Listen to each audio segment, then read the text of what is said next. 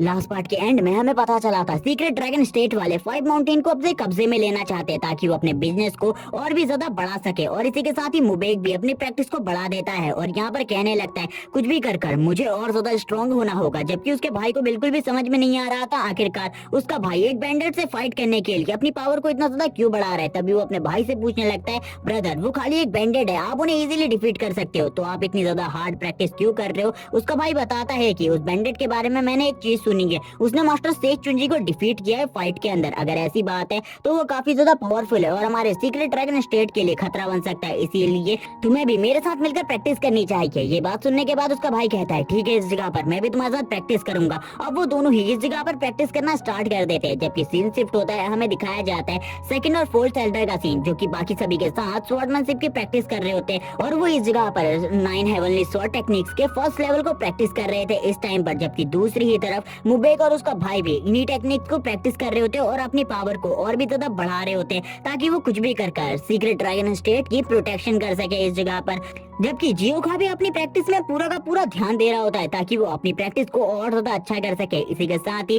कहानी सुनाने वाला हमें बताता है कि इसी तरीके से जो जियोखा और उसके साथियों की जर्नी थी वो चलती रही और कुछ ही टाइम में वो वापस से अपने 5 माउंटेन पीक में पहुंच गए। और पीक में आने के बाद वो लोग काफी ज्यादा खुश थे क्योंकि उन लोगों ने काफी लंबा सफर तय किया था इस जगह पर आने के लिए। जबकि 5 माउंटेन पीक के जितने भी बाकी लोग थे वो भी काफी ज्यादा खुश हो जाते हैं क्योंकि अभी तक ड्रैगन स्टेट वालों ने इनको काफी ज्यादा परेशान किया था। जब ये लोग इस जगह पर आ चुके हैं तो अब इन लोगों को ड्रैगन स्टेट वालों से डरने की जरूरत नहीं है, अब ये लोग भी ड्रैगन स्टेट वालों का सामना कर सकते हैं जियोखा की हेल्प से। जबकि जैसे ही ये लोग इस जगह पर आते हैं तभी एक बंदा इस जगह पर आकर कहने लगता है लीडर इस जगह पर काफी सारी प्रॉब्लम्स हुई है, आपको उन प्रॉब्लम्स को सॉल्व करना होगा। जबकि इस जगह पर कुछ और एल्डर्स भी आ जाते हैं जो कि कहने लगते हैं हम इस जगह पर रैंकिंग टूर्नामेंट को वापस से करवाना चाहते हैं और रैंकिंग लिस्ट में आगे जाना चाहते हैं। जबकि वुफेंग उनकी ऐसी बात सुनकर हैरान होता है और कहने लगता है क्या सही में इस जगह पर तुम रैंकिंग टूर्नामेंट चाहते हो, तो ठीक है। इसी के साथ ही अब रैंकिंग टूर्नामेंट स्टार्ट हो जाते हैं और हमें दोनों फाइटर्स को दिखाया जाता है जिनमें से एक ली चुलसान है जो कि इस टाइम पर 8th एल्डर है। 8th एल्डर यहाँ पर कहने लगता है क्या सही में तुम्हें लगता है तुम मुझे डिफीट कर सकते हो, क्या तुम इस जगह पर सही में मेरे स्वॉर्ड के एक अटैक को भी झेल पाओगे। जबकि उसका अपोनेंट काफी ज्यादा स्ट्रॉन्ग होता है, वो कहने लगता है पहले भी मैं इस जगह पर इजीली तुम्हें डिफीट कर सकता था,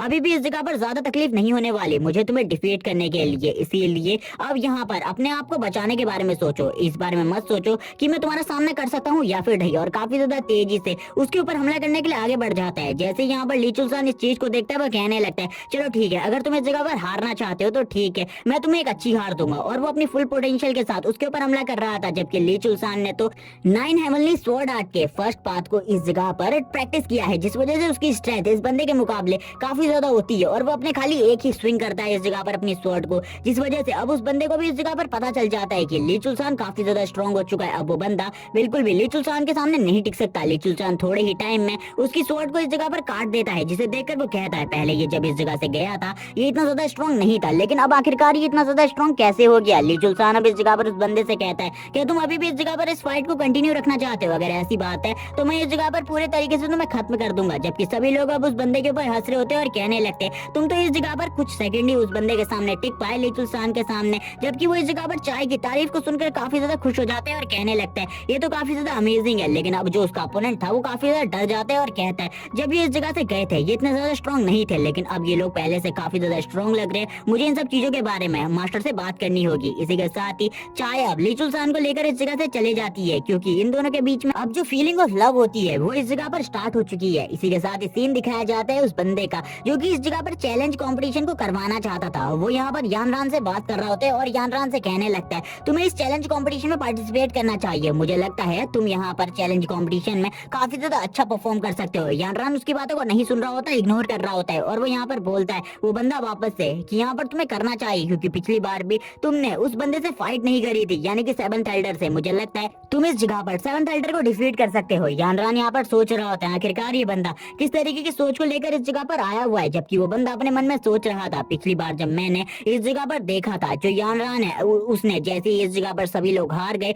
वो काफी ज्यादा घबरा गया था, लेकिन मुझे ऐसा लगता है कि ऐसा बिल्कुल भी नहीं है क्योंकि जो यानरान है वो इस जगह पर काफी ज्यादा स्ट्रॉन्ग है, वो हरा सकता है इस जगह पर जियोखा को। जियोखा इतना ज्यादा स्ट्रॉन्ग नहीं हो सकता। यानरान भी उनकी बातों को सुन रहा होता है और कहने लगता है ये बंदा इस जगह पर किस तरीके की बातें कर रहा है। यानरान मना करता है और कहने लगता है मैं इस कंपटीशन में बिल्कुल भी पार्टिसिपेट नहीं कर सकता, लेकिन उसकी बात सुनकर वो बंदा हैरान होता है और कहने लगता है मैं अब तुम्हें कुछ बातों को बताने वाला हूँ। मैंने तुम्हें बताया था सीक्रेट ड्रैगन स्टेट के लोगों ने हमारे ऊपर हमला किया। मैंने इन सारी बातों के बारे में लीडर को बताया, लेकिन लीडर ने इसके लिए कोई भी स्ट्रिक्ट एक्शन नहीं लिया और वो उन लोगों को नहीं रोकना चाहते। लीडर ने ये कहा कि वो यहाँ पर चाहते हैं कि उन लोगों को जाने दिया जाए, हम उन लोगों के साथ कोई भी प्रॉब्लम क्रिएट नहीं करना चाहते। जबकि उन लोगों ने हमारे बंदों को काफी ज्यादा बुरे तरीके से पीट दिया था उस जगह पर। जबकि लीडर को तो हमारे लिए उस जगह पर फाइट करनी चाहिए उन लोगों के साथ और उन लोगों को डिफीट कर देना चाहिए अगर वो इतनी ही ज्यादा स्ट्रांग है तो। जबकि इस जगह पर सेकंड एल्डर और लीडर यही सोच रहे होते कि अभी हम लोगों को उन लोगों से फाइट करने के बारे में बिल्कुल भी नहीं सोचना, बल्कि हमें अभी प्रैक्टिस के ऊपर ध्यान देना है और हमें जल्दी से जल्दी इस जगह पर हेवनली स्वॉर्ड स्किल के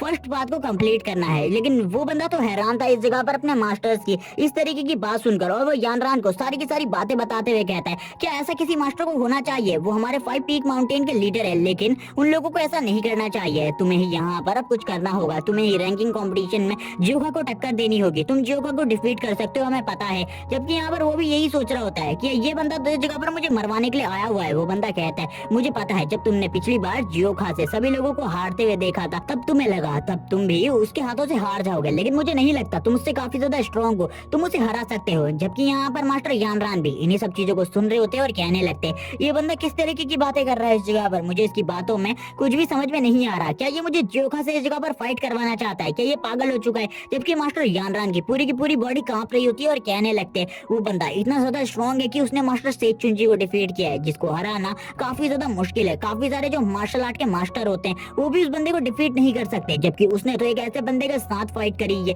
जो कि अपने गॉड लेवल के काफी ज्यादा करीब है। और वो इस जगह पर बात कर रहे होते हैं हेवन डिस्ट्रक्टिव डीमन लॉर्ड की। वो कहने लगता है उसने हैंड टू हैंड कॉम्बैट में उसकी बराबरी करी है और उसको बराबर की टक्कर दी है। अगर मैं उस बंदे के साथ फाइट करूं तो यहाँ पर चंद सेकंड ही मैं उसके सामने टिक पाऊंगा, लेकिन यहाँ पर उस बंदे को तो ये बातें बिल्कुल भी नहीं पता थी, जिस वजह से वो कहने लगता है क्या आप इस रैंकिंग कंपटीशन के लिए तैयार हैं? आप तो उसे आसानी से हरा सकते हैं। लेकिन तुरंत ही जो यानरान होता है उसकी किक उसके मुंह के सामने आ जाती है। यानरान कहता है बास्टर्ड इस जगह से निकल जा, इस जगह पर दोबारा आने के बारे में मत सोचना, मैं उस बंदे को बिल्कुल भी नहीं डिफीट कर सकता, मैं तुझे बता देता हूँ वो बंदा काफी ज्यादा स्ट्रॉन्ग है। अगर तुझे उसकी स्ट्रेंथ के बारे में पता होता तब तो इस जगह पर इस तरीके की बातें नहीं करता। और वो अपने कमरे से उसे बाहर निकालकर फेंक देता है और कहता है अगर दोबारा से इस तरीके की हरकत हुई मैं तुझे खुद ही अपने हाथों से मार डालूंगा इस जगह पर। लेकिन तभी वो बंदा बोलता है मेरी लास्ट होप तुमसे थी, मुझे ऐसा लगा था तुम इस जगह पर 5 माउंटेन को बचाने में मेरी हेल्प करोगे और इन लोगों को डिफीट कर दोगे, लेकिन तुम तो बेकार हो, तुम तो एक बच्चे से डर रहे हो इस जगह पर। जबकि यानरान उससे कहता है कि तुम्हें सही में लगता है मैं उस बच्चे से डरता हूँ? अगर तुम्हें उसके बच्चे की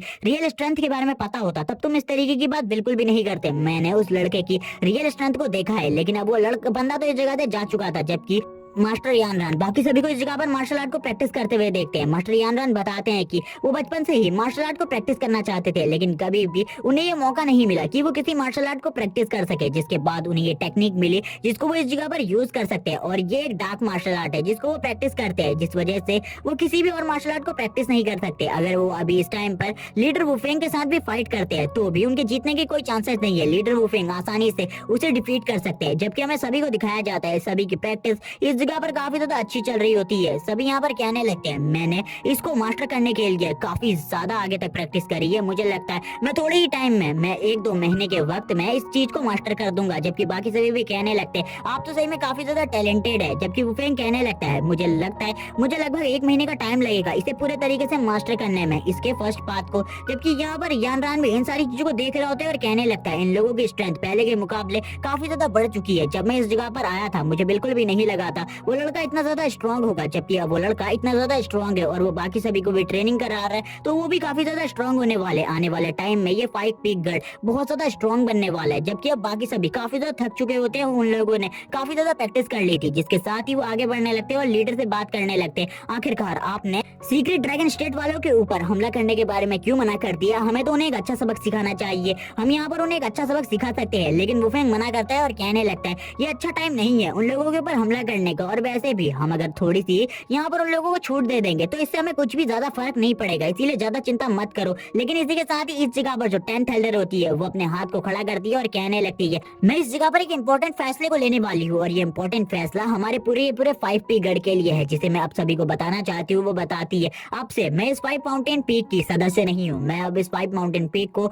थोड़ी ही टाइम बाद छोड़कर जाने वाली हूँ। उसकी बात सुनकर 4th एल्डर कहते हैं आखिरकार तुम ऐसा क्यों कर रही हो, तुम बाहर जाकर करोगी क्या अकेले? वहाँ पर तुम्हें लोग बहुत ज्यादा परेशान करेंगे। जबकि तभी 8th एल्डर और 9th एल्डर भी कहने लगती है अब यहाँ पर हम लोग भी नहीं रहने वाले, हम लोग भी 10th एल्डर के साथ इस जगह से चले जाएंगे। उनकी बात सुनकर सभी लोग हैरान होते। 4th और 5th एल्डर कहते आखिरकार तुम ऐसा क्यों कर रहे हो, तुम्हें तो इसी जगह पर रुकना चाहिए। यहाँ पर वो सभी लोग कहने लगते सेकंड एल्डर से आपको इन्हें कुछ कहना चाहिए, लेकिन सेकंड एल्डर बताते हैं कि अब उन लोगों को इस जगह पर अपने जीने के बारे में पता चल चुका है, वो लोग इस जगह पर बिल्कुल भी नहीं रहना चाहते। उन लोगों ने लाइफ को सेंस कर लिया है, आखिरकार जिंदगी को किस तरीके से जिया जाता है। वो लोग अब लोगों की मदद करना चाहते हैं। मुझे इस बारे में समझ में आ गया है, इसीलिए अब उन लोगों को जाने दिया जाएगा इस जगह से, क्योंकि वो लोग अपनी एक नई जिंदगी को स्टार्ट करना चाहते हैं और एक नई जिंदगी स्टार्ट करने में हम लोग उनकी काफी ज्यादा अच्छे तरीके से मदद कर पा रहे हैं। ये काफी ज्यादा अच्छी बात है। चाय कहती है वैसे मैं आप सभी को छोड़ना नहीं चाहती, लेकिन फिर भी हमने यहाँ पर फैसला कर लिया आखिरकार हम क्या करने वाले हैं। और वो लोग काफी ज्यादा दुखी भी होते हैं इस जगह पर, लेकिन फिर भी चाय इस जगह पर खुश होते हुए कहती है हम सभी ने एक फैसला कर लिया है। सेकंड एल्डर कहता है क्या तुम मुझे बताना चाहोगे आखिरकार तुम बाहर की दुनिया में जाकर क्या करने वाले हो, क्योंकि मुझे नहीं लगता तुम लोगों के पास ज्यादा रिसोर्सेज है। अब तुम पावरफुल तो हो लेकिन तुम्हारे पास रिसोर्सेज कम है। तभी इस जगह पर हम देखते हैं जो इस जगह पर वुफेंग होता है वो कहने लगता है मैं भी एक बड़े फैसले को लेने वाला हूँ। अब मैं इस जगह पर तुम लोगों को एक जिम्मेदारी देने वाला हूँ। और वो इस जगह पर 4th और 5th एल्डर से कहते हैं अब से ये पूरा का पूरा 5 पीप माउंटेन तुम लोगों का है, अब से तुम्हें ही इन्हें संभालना है, क्योंकि लीडर वुफेंग भी अब इस जगह को छोड़कर जा रहे होते हैं। लेकिन वो लोग लीडर वुफेंग की इस बात को समझ नहीं पाते और लीडर वुफेंग से कहते हैं आखिरकार आप इस जगह पर क्या कह रहे हैं, क्या आप हमें अपनी बातों को अच्छे तरीके से एक्सप्लेन करेंगे, क्योंकि हमें आपकी बातें बिल्कुल भी समझ में नहीं आ रही। तभी लीडर वुफेंग कहने लगते हैं मैंने यहाँ पर काफी लंबा टाइम बिताया है अपनी फैमिली से दूर रहकर, मैं अपनी वाइफ और बच्चों से मिलना चाहता हूँ, इसके लिए मैंने एक बहुत बड़ा कदम उठाया है। अब मैं वापस से अपनी फैमिली में वापस जाने वाला हूँ, भले ही वो मुझे माफ ना करे, लेकिन फिर भी मैं उस जगह पर जाकर एक नॉर्मल जिंदगी जीना चाहता हूँ। मैं चाहता हूँ कि मैं वापस से अपनी पुरानी जिंदगी को जीऊं। जबकि इस जगह पर बाकी सभी एल्डर काफी ज्यादा दुखी होते हैं और कहने लगते क्या सही में आप इस जगह से जाने वाले, लेकिन अगर आप इस जगह पर नहीं होंगे तो सेकंड एल्डर को हम लोगों का लीडर बनना चाहिए, ना कि 4th और 5th एल्डर को। जबकि उनकी ऐसी बात सुनकर सेकंड एल्डर कहने लगते हैं मैं भी वुफेंग के साथ इस जगह से जाने वाला हूँ। वुफेंग कहता है हाँ, क्योंकि हम दोनों में काफी ज्यादा अच्छा ब्रदरहुड कनेक्शन है, जिस वजह से हम दोनों एक साथ ही जाने वाले हैं। उनकी बात सुनकर सभी हैरान होते हैं, लेकिन तभी वुफेंग बताने लगते हैं हम दोनों ने अपनी लाइफ को काफी ज्यादा एक साथ बिताया है, इसीलिए मैं उसे अपने साथ ले जाने वाला हूँ अपनी फैमिली में, और अपनी फैमिली में ही शामिल कर लूंगा। जबकि चाय भी ये बात सुनकर हैरान होती है और इसी के साथ ही कहने लगती है ये तो काफी ज्यादा अमेजिंग है। जबकि लिचुलसान भी कहने लगता है सही में आप दोनों एक साथ जाने वाले, ये तो काफी ज्यादा अमेजिंग है। जबकि इसी के साथ ही जो 10th एल्डर होती है यानी कि चाय की दोस्त, वो बताती है कि वो तो मेन वर्ल्ड में जाकर अपने सपने को पूरा करना चाहती है, वो एक ब्यूटी पार्लर ओपन करना चाहती है। और इसी के साथ ही वो कहती है मैं पावरफुल हो चुकी हूँ, इसीलिए मैं उसकी प्रोटेक्शन कर सकती हूँ। यहाँ पर वुफेंग भी उनकी बात सुनकर कहता है हाँ मैंने काफी लंबा टाइम बिताया है अपनी फैमिली से दूर रहकर, लेकिन अब मैं भी अपनी फैमिली से ज्यादा दूर नहीं रह सकता, इसीलिए मैंने इन फैसलों को कर लिया है। जबकि इस जगह पर 5th एल्डर भी कहने लगते हैं मैं भी इस जगह पर आप लोगों के साथ आना चाहता हूँ। जबकि वुफेंग उनकी बात सुनकर कहता है तुम्हें इस जगह पर रुकना चाहिए, तुम्हें इस जगह को अच्छे तरीके से संभाल सकते हो मेरे जाने के बाद। और वो उन लोगों को इस जगह पर रोकने की और कन्विंस करने की कोशिश करने लगते हैं। इसी के साथ ही वुफेंग उन लोगों के साथ काफी सारी बातें करते हैं और इस जगह से अपनी फैमिली के बारे में भी उन लोगों को काफी सारी बातें बताते हैं। और इसी के साथ ही ये लोग तैयार हो जाते हैं अब एक साथ इस जगह से जाने के लिए। और यहाँ पर तभी वुफेंग कहने लगता है अब मुझे तुम दोनों भी बताओ आखिरकार तुम लोग मेन मार्केट में जाकर क्या करना चाहते हो, ताकि हम लोग भी इस जगह पर तुम लोगों की मदद कर सके। जबकि सभी लोग इस जगह पर उनसे पूछ रहे होते हैं आखिरकार वो क्या करना चाहते हैं। तभी वो वुफेंग से कहने लगते हम लोगों के पास एक अच्छा आइडिया होना चाहिए, क्योंकि हम लोग इस तरीके से अलग नहीं हो सकते। वुफेंग कहने लगते हैं जब भी हम लोगों को एक दूसरे की मदद की जरूरत होगी हम उस जगह पर आ जाएंगे एक दूसरे की मदद करने के लिए, इसीलिए इस मामले में तुम लोगों को टेंशन लेने की कोई भी जरूरत नहीं है, इन सारी चीजों का इंतजाम मैं पहले ही कर दूंगा। तभी यहाँ पर वो सभी कहते हैं अब जैसे कि हम सभी के सभी इस जगह से जाने वाले हैं, तो आखिरकार आपने आगे के बारे में क्या सोचा है। तभी लीडर कहने लगते हैं शांत हो जाओ, इस जगह पर हम इन तीनों को भी अपने साथ ले जा सकते हैं उस जगह पर, क्योंकि ये तीनों भी उस जगह पर अपनी शॉप को डाल सकते हैं अगर ये मुझे बता दे आखिरकार किस तरीके की शॉप को उस जगह पर ओपन करना चाहते हैं। उनकी ऐसी बात सुनकर जो चाय की दोस्त होती है उसने तो अपने बारे में पहले ही बता दिया था। चाय कहती है मैं अपने लिए एक रेस्टोरेंट को ओपन करना चाहती हूँ। जबकि ली चुलसान कहता है मैं उस जगह पर एक गार्ड की नौकरी कर सकता हूँ और एक पावरफुल गार्ड की सभी लोगों को जरूरत होती है। अगर मैं उस जगह पर चाय के साथ होऊंगा तो मैं काफी ज्यादा आसानी से चाय की मदद कर पाऊंगा इन सारे कामों में। जबकि 5th एल्डर कहते हैं हम लोग जहाँ पर आसानी से जानते हैं आखिरकार तुम चाय के इस शॉप में उसकी मदद क्यों कर रहे हो, तुम्हारी लाइफ काफी ज्यादा आसान जाने वाली है। आगे चलकर हमें चाय को दिखाया जाता है। चाय इस जगह पर सोच रही होती है आखिरकार किस तरीके से वो अपनी शॉप को चलाएगी, जबकि ली चुलसान भी कहने लगता है जो मेरी शॉप होगी उसमें मेरा काम काफी ज्यादा आसान होने वाला है। जबकि इस जगह पर वो तुरंत ही अपनी स्वॉर्ड को इस जगह पर तुरंत ही नीचे रख देते हैं और यहाँ पर कहने लगते हैं चलो ठीक है, अब इस जगह पर जब हम अलग ही होने वाले हैं तो हम लोगों को एक बार आखिरी बार फैसला कर लेना चाहिए जिसके बारे में सभी लोगों को बता देना होगा। लीडर कहते हैं इन सब चीजों को बताने के लिए मैंने काफी ज्यादा हिम्मत जुटाकर तुम लोगों को ये बातें बताई है, वरना मुझे भी काफी ज्यादा प्रॉब्लम होती तुम्हें ये बातें बताने में, क्योंकि इस जगह पर हम लोग कितने लंबे टाइम से एक साथ है इसके बारे में हम कुछ भी नहीं कह सकते। सभी लोग इस जगह पर काफी ज्यादा इमोशनल हो जाते हैं क्योंकि वो सभी अलग अलग होने वाले थे।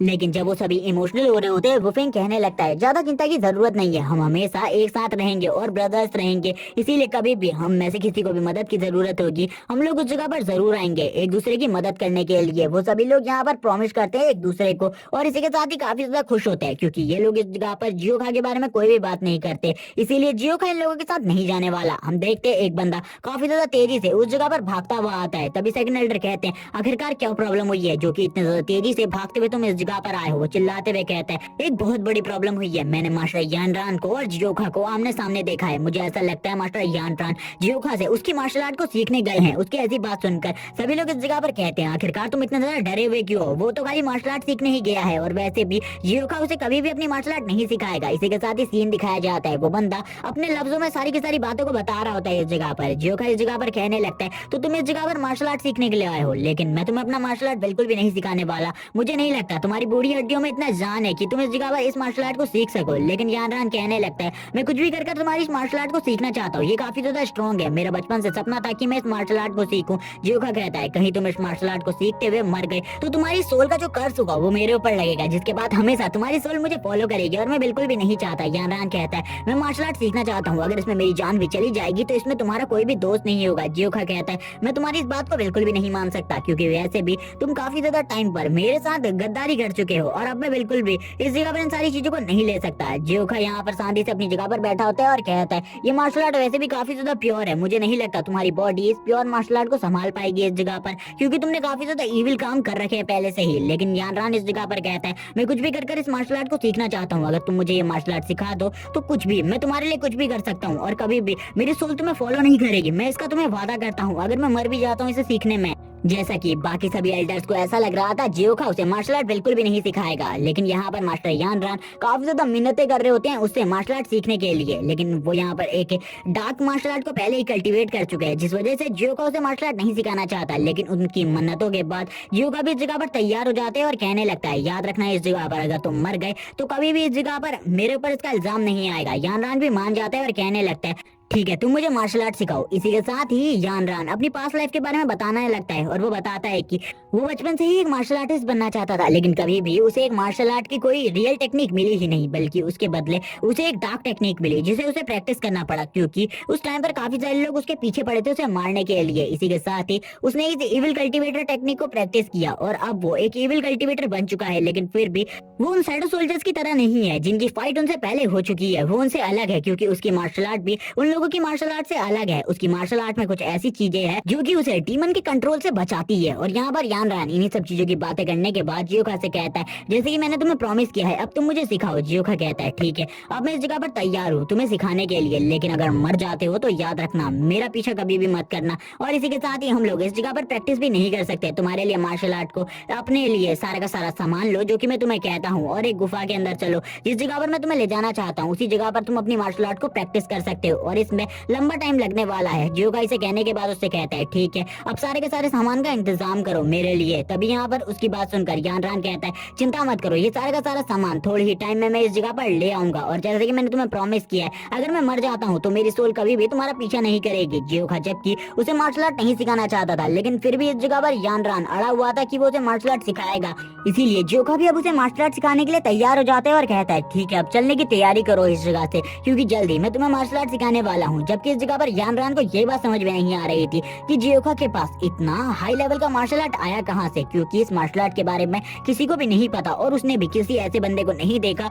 जो कि इस तरीके के मार्शल आर्ट को परफॉर्म करता हो। जियोखा उससे कहता है अब तुम किस बारे में इस जगह पर सोच रहे हो, मेरे मार्शल आर्ट के बारे में सोचना बंद करो और जल्दी से सारे के सारे सामानों को ले आओ जिनके साथ अब हमें उस जगह पर जाना होगा। यानरान कहता है ठीक है, तुम इस जगह पर थोड़ा टाइम वेट करो, मैं थोड़े ही टाइम में हमारे लिए सामान को ले आऊंगा इस जगह पर। और अब वो यहाँ पर काफी ज्यादा परेशान होते हैं और कहने लगते हैं आखिरकार ये टेक्निक किस तरीके की है जो कि इस जगह पर जियोखा कल्टीवेट करता है। मैंने यहाँ पर मास्टर सेक चुनजी की टेक्निक्स को भी देखा है और उसके बारे में काफी ज्यादा बातें सुनी है और जो बैंडेड यूनियन के हेड है उनकी मार्शल आर्ट के बारे में भी चीजें सुनी है कि वो इस तरीके की है, लेकिन इस बंदे की मार्शल आर्ट काफी ज्यादा अलग है। मैंने इस बंदे की मार्शल आर्ट के बारे में क्यों नहीं सुना, इस तरीके की कोई मार्शल आर्ट मैंने आज से पहले क्यों नहीं देखी। लेकिन मास्टर सेक चुनजी इस जगह पर अपना ज्यादा वक्त ज़ाया नहीं करते क्योंकि जियोखा बाद में उन्हें मार्शल आर्ट बिल्कुल भी नहीं सिखाएगा, इसीलिए वो तैयार हो जाते हैं जियोखा से मार्शल आर्ट सीखने के लिए। तभी इस जगह पर दो एल्डर कहते हैं आखिरकार अब तुम्हें तकलीफ क्या है, अगर वो उसे मार्शल आर्ट सिखाना चाहता है तो सिखाने दो, इसमें कोई भी प्रॉब्लम नहीं है। जबकि अब वो बंदा बताने लगता है यहाँ पर मास्टर सेक चुनजी ने एक डार्क मार्शल आर्ट को कल्टीवेट किया हुआ है, अगर जियोखा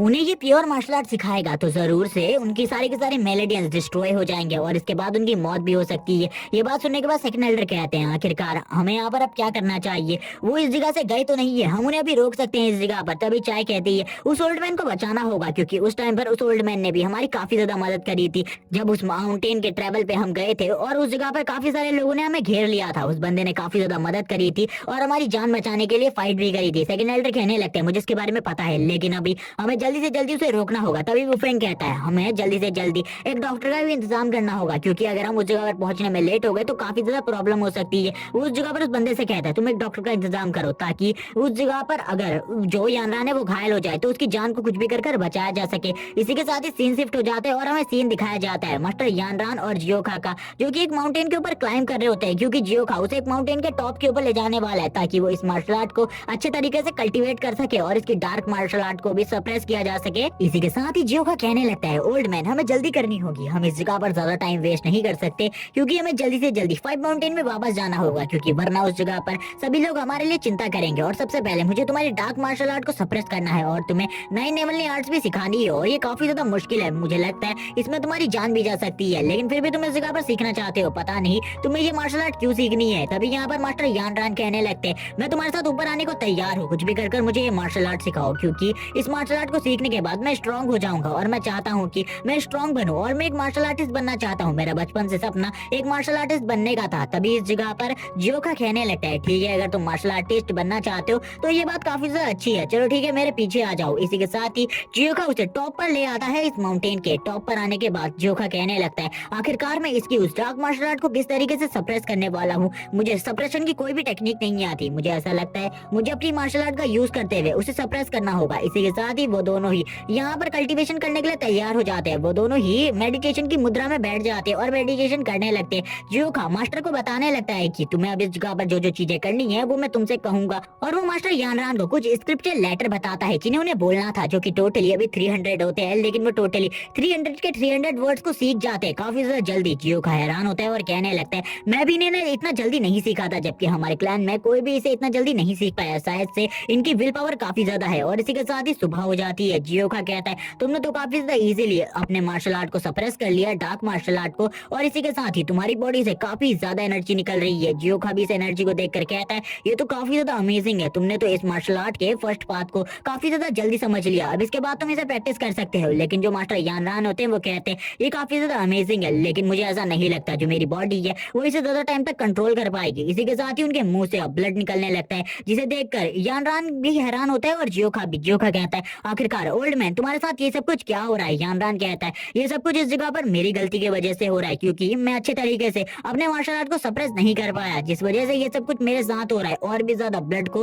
वो अपनी बॉडी से बाहर निकालने लगता है और भी ज्यादा जोर जोर से चिल्लाने लगता है क्योंकि उसे दर्द हो रहा होता है। तभी जियोखा इस जगह पर अपने पावर का यूज करते हुए उसके डार्क मार्शल आर्ट को सप्रेस करने की कोशिश करता है और कहने लगता है तुमने एक डार्क मार्शल आर्ट को सीखा हुआ था जिसके बाद तुम इस हेवनली टेक्निक को बिल्कुल भी नहीं सीख सकते थे, मुझे इसके बारे में पता था, मैंने तुम्हें मना किया था, तो तुम्हें इस जगह पर बिल्कुल भी इसे नहीं सीखना चाहिए था। अब जियोखा भी अपनी ड्रैगन पावर को यूज करने लगते हैं और वो अपने ड्रैगन पाम का यूज करते हुए उसकी बॉडी के अंदर जो मार्शल आर्ट है उसको कमजोर करने की कोशिश करता है। लेकिन मास्टर यानरान कहने लगते हैं वो कमजोर नहीं होने वाली, तुम ऐसा बिल्कुल भी नहीं कर सकते, अब ये मेरे साथ जो हो रहा है ये तो होकर रहेगा। इसी के साथ ही उसके मुंह से और भी ज्यादा ब्लड निकलने लगता है। जियोखा इसे देखकर हैरान था। जियोखा कहता है मुझे कुछ भी कर इसे सप्रेस करना होगा, होगा, लेकिन मैं ऐसा क्यों नहीं कर पा रहा। अब उसे समझ में आ गया था कि वो इस जगह पर इस मार्शल आर्ट को सप्रेस नहीं कर सकता, जिस वजह से वो यानरान को तुरंत ही अपनी पीठ के ऊपर उठा लेता है और कहने लगता है, ओल्ड मैन इस जगह पर वेट करो, मैं जल्दी से तुम्हें किसी मेडिकल जगह पर लेकर जाता हूँ जिस जगह पर तुम्हारा ट्रीटमेंट होगा। इसी के साथ ही जियोका देखता है वो माउंटेन के टॉप पर है और नीचे जाना अभी काफी ज्यादा मुश्किल है। अगर वो तेजी से नीचे नहीं गया तो मास्टर यानरान की जो जिंदगी है वो काफी ज्यादा मुश्किल में पड़ जाएगी। इसीलिए जियोका एक जोरदार जंप मारता है और उसकी जंप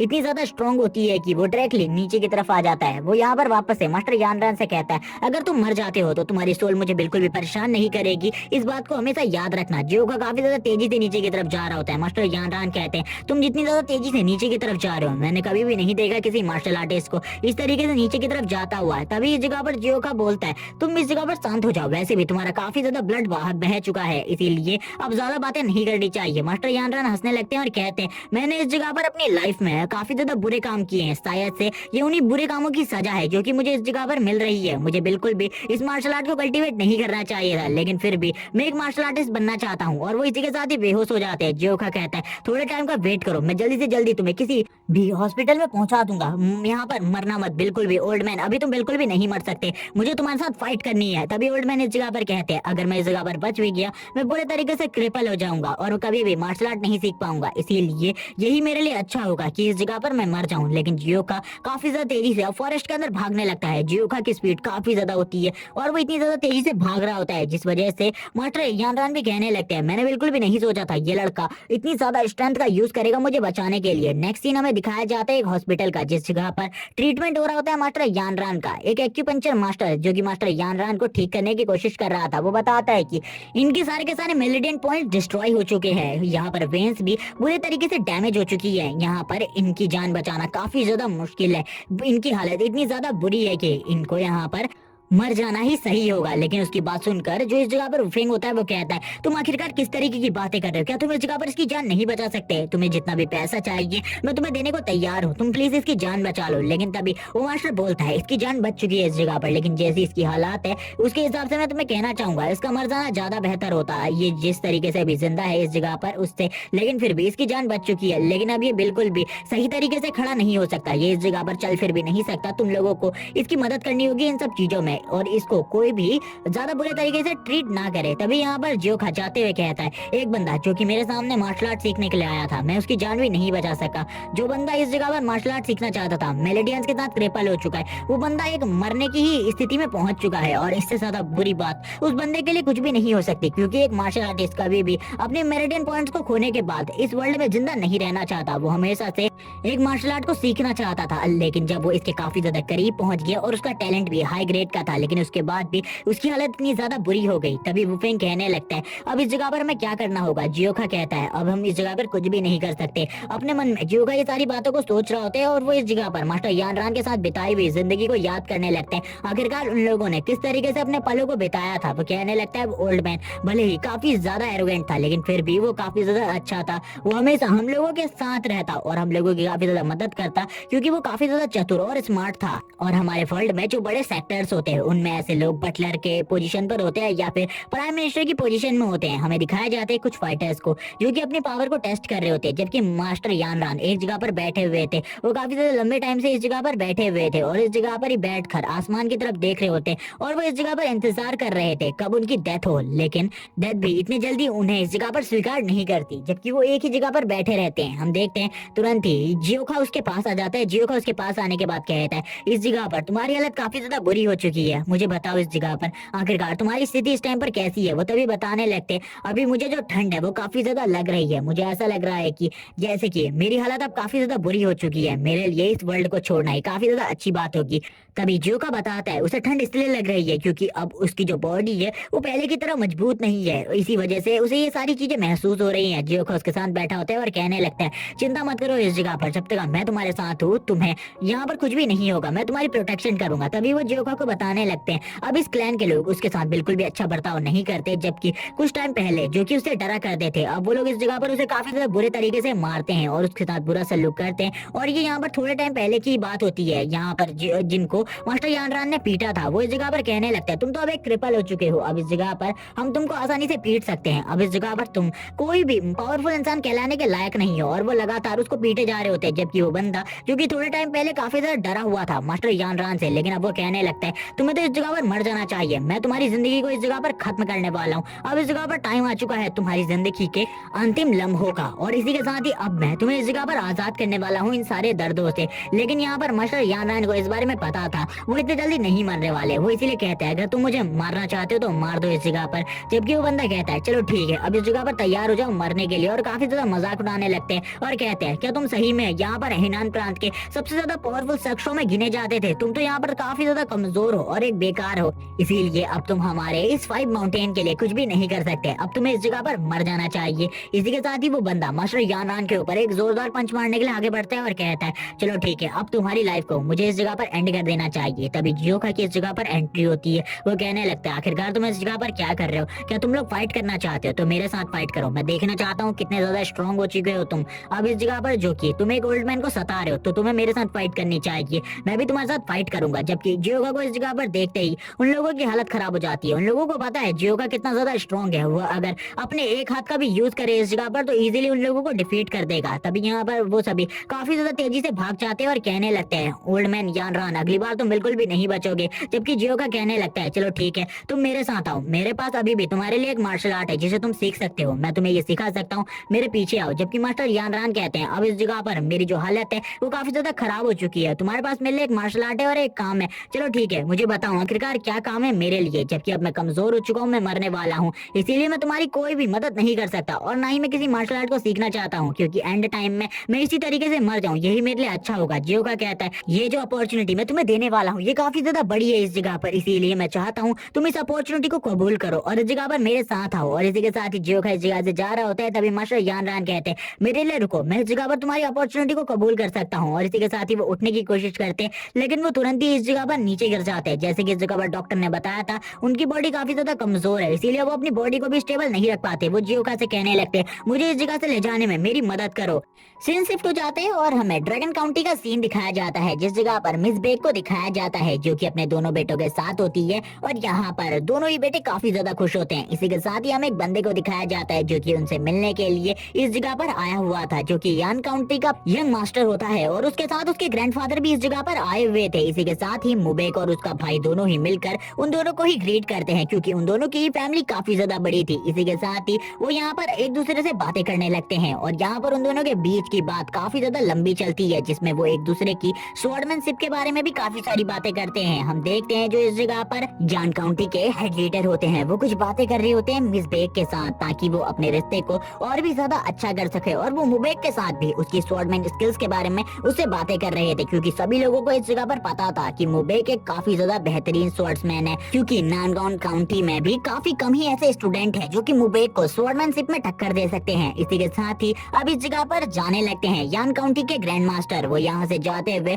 अपने पोते से बात कर रहे होते हैं, लेकिन तभी उनका पोता कहता है क्या इस लड़के की सही में जो स्वॉर्डमैनशिप की स्किल्स हैं वो इतनी ज्यादा बेहतरीन है कि आप इसके बारे में इतनी ज्यादा तारीफें कर रहे थे, आपका जरूर इसके बारे में कोई ना कोई प्लान होगा। तभी उसके ग्रैंडफादर कहने लगते हैं हाँ इस लड़के की स्वॉर्डमैनशिप की स्किल्स काफी ज्यादा बेहतरीन है, और मुझे लगता है कि ये लड़का इस जगह पर तुम्हारी बहन के लिए परफेक्ट है। मैं इस लड़के के साथ तुम्हारी बहन की शादी करवाना चाहता हूँ, और इसके ही बारे में मैंने मिस बेक के साथ बातें करी है। अगर हमारा और इनका सेक्टर एक साथ मिल जाता है तो उसके बाद जो 9 बड़े सेक्टर्स हैं वो भी हमारे साथ पंगा नहीं ले सकते, क्योंकि उसके बाद हमारे सेक्टर की पावर काफी ज्यादा बढ़ जाएगी। और इसी के साथ ही वो अपने पोते को काफी सारी और बातें भी बताने लगते हैं, और उसे कहते हैं कि ये लड़का अगर आगे चलकर हमारे सपोर्ट में होगा तो काफी ज्यादा अच्छा होगा, क्योंकि इसकी स्वॉर्डमैनशिप की स्किल्स बहुत ज्यादा बेहतरीन है, जिसके बारे में तुमने कभी सोचा भी नहीं होगा। और उसका पोता भी काफी ज्यादा खुश होता है ये सुनने के बाद। मिस बेक का सीन दिखाया जाता है, मिस बेक इस जगह पर मुबेक से बातें कर रही होती है और मुबेक को बताने लगती है मैंने इस जगह पर तुम्हारे बारे में एक बहुत बड़ा फैसला लिया है, मैं इस जगह पर यान काउंटी की प्रिंसेस के साथ तुम्हारी शादी करवाना चाहती हूँ। वो लड़की काफी ज्यादा खूबसूरत है और मुझे लगता है वो तुम्हें काफी ज्यादा पसंद आएगी। जो मुबेक होता है वो कहने लगता है लेकिन मॉम इस जगह पर मैं अभी शादी नहीं करना चाहता। वो इस जगह पर कुछ कहने की कोशिश करता है, लेकिन जो उसकी मॉम होती है वो तुरंत ही उसकी बातों को टाल देती है। जबकि उसका भाई इस जगह पर कहने लगता है ब्रदर आपके लिए इस जगह पर मॉम ने काफी ज्यादा खूबसूरत लड़की को ढूंढा है, क्योंकि मैंने सुना है यान काउंटी की प्रिंसेस काफी ज्यादा खूबसूरत है। लेकिन मुबेक इस जगह पर कोई भी जवाब नहीं देता, वो शांति से खड़ा रहता है। उसकी मॉम को मुबेक को इस तरीके से देखकर काफी ज्यादा गुस्सा आ रहा होता है। वो कहने लगती है अभी भी तुम इस जगह पर नांगोंग काउंटी की प्रिंसेस के बारे में सोच रहे हो, वो कभी भी तुम्हें घास नहीं डालने वाली, क्योंकि वो उसी लड़के से प्यार करती है शायद से, क्योंकि उनको भी कंफर्मेशन नहीं थी कि जो नानगोन प्रिंसेस है वो यूनजुखा से ही प्यार करती है या फिर नहीं। जबकि मुबेक इस जगह पर शर्माने लगता है प्रिंसेस के बारे में बात सुनने के बाद, लेकिन उसकी मॉम को उसका नाम लेना भी बिल्कुल पसंद नहीं था, क्योंकि उसकी मॉम को नानगोन प्रिंसेस कभी भी पसंद नहीं करती। और इसी के साथ ही यहाँ पर मुबेक की मॉम कहने लगती है, मैंने जो तुम्हारे लिए फैसला लिया है वो सही है, तुम्हें उसी फैसले के साथ ही आगे बढ़ना है। जबकि मुबेक भी अपनी मॉम की बात सुनकर कहता है, आपने इस जगह पर जो फैसला कर दिया उस फैसले को कोई भी नहीं टाल सकता, तो आखिरकार मैं आपके फैसले का विद्रोह कैसे कर सकता हूँ। तभी उसकी मॉम कहती है, ठीक है, इसके बारे में हम जो यान काउंटी के मास्टर हैं उनसे आगे चलकर और भी ज्यादा बातें करेंगे। जबकि हम देखते हैं तुरंत ही मुबेक का भाई सामने आता है और वो यहाँ पर कहने लगता है, मॉम आपने ब्रदर के लिए तो काफी ज्यादा अच्छा फैसला लिया है। तभी उसकी मॉम कहने लगती है, तुम्हारी बहन कहाँ है, मैं तुम्हारी बहन के बारे में चीजें जानना चाहती हूँ, मैंने काफी लंबे टाइम से उसको इस जगह पर नहीं देखा। तभी उसका जो भाई होता है वो कहने लगता है, मॉम आप पूरे के पूरे ड्रैगन स्टेट को कंट्रोल में रखती हैं, क्या आपको इतनी सी बात नहीं पता आखिरकार हमारी बहन कहाँ है। लेकिन उसकी बात सुनने के बाद उसकी मॉम को और भी ज्यादा गुस्सा आ जाता है और वो कहने लगती है, किस तरीके की बकवास कर रहे हो तुम इस जगह पर, अगर तुम मुझे सीधे सीधे उन बातों को बता दोगे तो ही तुम्हारे लिए अच्छा होगा। तभी वो बताने लगता है, जो मेरी बहन है वो इस टाइम पर लुओयान काउंटी में है, और लुओयान काउंटी के बारे में आपको तो पता ही होगा, उस जगह पर मार्शल आर्ट की ट्रेनिंग दी जाती है, और मेरी बहन भी उस जगह पर 5 स्ट्रॉन्गेस्ट लोगों में से एक है, और वो काफी ज्यादा स्ट्रॉन्ग है। और इस टाइम पर वो जो बैंडेड यूनियंस है उनके खिलाफ फाइट कर रही है, जो कि इस जगह पर अत्याचार कर रहे हैं लोगों के ऊपर। इसी के साथ ही एक बैंडेड यूनियन का सीन दिखाया जाता है, जो कि किसी बंदे से एक्स्ट्रा चार्ज ले रही होती है। जबकि वो बंदा इस जगह पर कहने लगता है, हमने पहले ही आपको काफी ज्यादा चार्ज दे दिया है, आप हमारे साथ ऐसा क्यों कर रहे हैं, लगभग 2 हफ्ते पहले हमने सारे का सारा चार्ज आपको दे दिया और वापस से अब आप हमसे चार्ज मांगेंगे, तो ये तो बिल्कुल भी अच्छी बात नहीं है, क्योंकि हमारा प्रॉफिट इतना ज्यादा बिल्कुल भी नहीं हुआ। उसकी ऐसी बात सुनकर वो बंदा कहने लगता है, अगर तुम्हारा प्रॉफिट इतना ज्यादा नहीं हुआ तो इसके बारे में मुझे टेंशन लेने की क्या जरूरत है, तुम्हें वो चार्ज तो देना ही होगा, वरना इस जगह पर मरने के लिए तैयार हो जाओ। और वो तुरंत ही अपनी स्वॉर्ड को स्विंग करने के लिए तैयार हो जाता है और कहता है, चलो ठीक है अब मर जाओ इस जगह पर, क्योंकि तुम्हारे जीने से हमें कोई भी फायदा नहीं हो रहा। और इसी के साथ ही वो बंदा काफी ज्यादा जोर से चिल्लाता है। सभी लोग इस जगह पर कहने लगते हैं, आखिरकार ये सब कुछ क्या हो रहा है, ये जो बैंडेड यूनियन के लोग हैं ये इस जगह पर काफी ज्यादा आतंक मचा रहे हैं, आखिरकार ऐसा क्यों हो रहा है, किसी को भी इस बारे में नहीं पता होता। हमें एक लड़की को दिखाया जाता है जो कि सारी की सारी चीजें छुपकर देख रही होती है और कहने लगती है, इस जगह पर अब इन सभी चीजों को खत्म करना होगा, क्योंकि लुओयान काउंटी से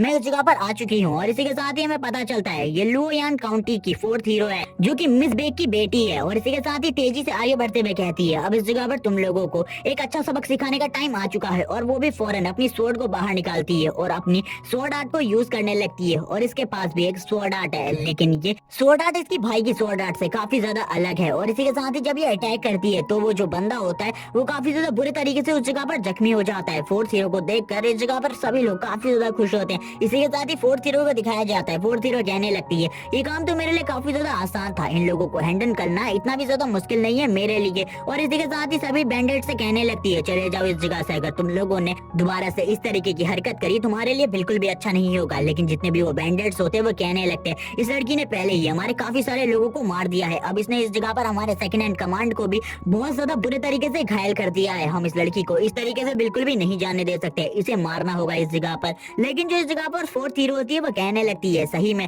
तुम लोग इस जगह पर मुझे मारना चाहते हो, अगर तुम मुझे मारना चाहते हो तो आ जाओ इस जगह पर, मैं भी तैयार हूँ तुम लोगों के साथ फाइट के लिए। और वो भी अपनी स्वॉर्ड को बाहर निकाल लेती है, बाहर निकालते हुए कहती है, आ जाओ अब, मैं भी देखना चाहती हूँ कितनी हिम्मत है तुम लोगों के अंदर, तुम बैंडेड्स कितने ज्यादा स्ट्रॉन्ग हो। और इसलिए सारी जो बैंडेड का दूसरा बंदा होता है वो कहता है, यहाँ पर अगर तुम हमारी ताकत ही देखना चाहती हो अभी हम तुम्हें दिखाते हैं आखिर हम कितने ज्यादा स्ट्रॉन्ग है। इसी के साथ ही काफी सारे जो बैंडेड्स होते हैं अब वो आगे आने लगते हैं फाइट करने के लिए, और धीरे धीरे कर इनकी पॉपुलेशन बढ़ने लगती है। जबकि 4th हीरो इस सब चीजों के बावजूद इस जगह पर बिल्कुल भी नहीं घबराती और कहने लगती है, चलो ठीक है अब तुम लोग इस जगह पर आ चुके हो तो ये काफी ज्यादा अमेजिंग बात है, मैं तुम लोगों के साथ फाइट के लिए तैयार हूँ। जबकि वो लोग काफी ज्यादा गुस्से में होते हैं और कहते हैं, रुक जाओ इस जगह पर। और एक बंदा उनके बीच में से सामने आता है और कहता है, अब मैं इससे फाइट करूंगा और इसे एक अच्छा सबक सिखाऊंगा, हमारे सेकंड इन कमांड का बदला मैं लूंगा इस जगह पर, क्योंकि इस टाइम पर अगर हमारे सेकंड हैंड कमांड घायल हो चुके हैं तो उनकी पोजीशन मेरे पास है और इस समय मुझे उनका बदला लेना चाहिए। काफी ज्यादा तेजी से आगे बढ़ने लगता है। लेकिन उसी टाइम पर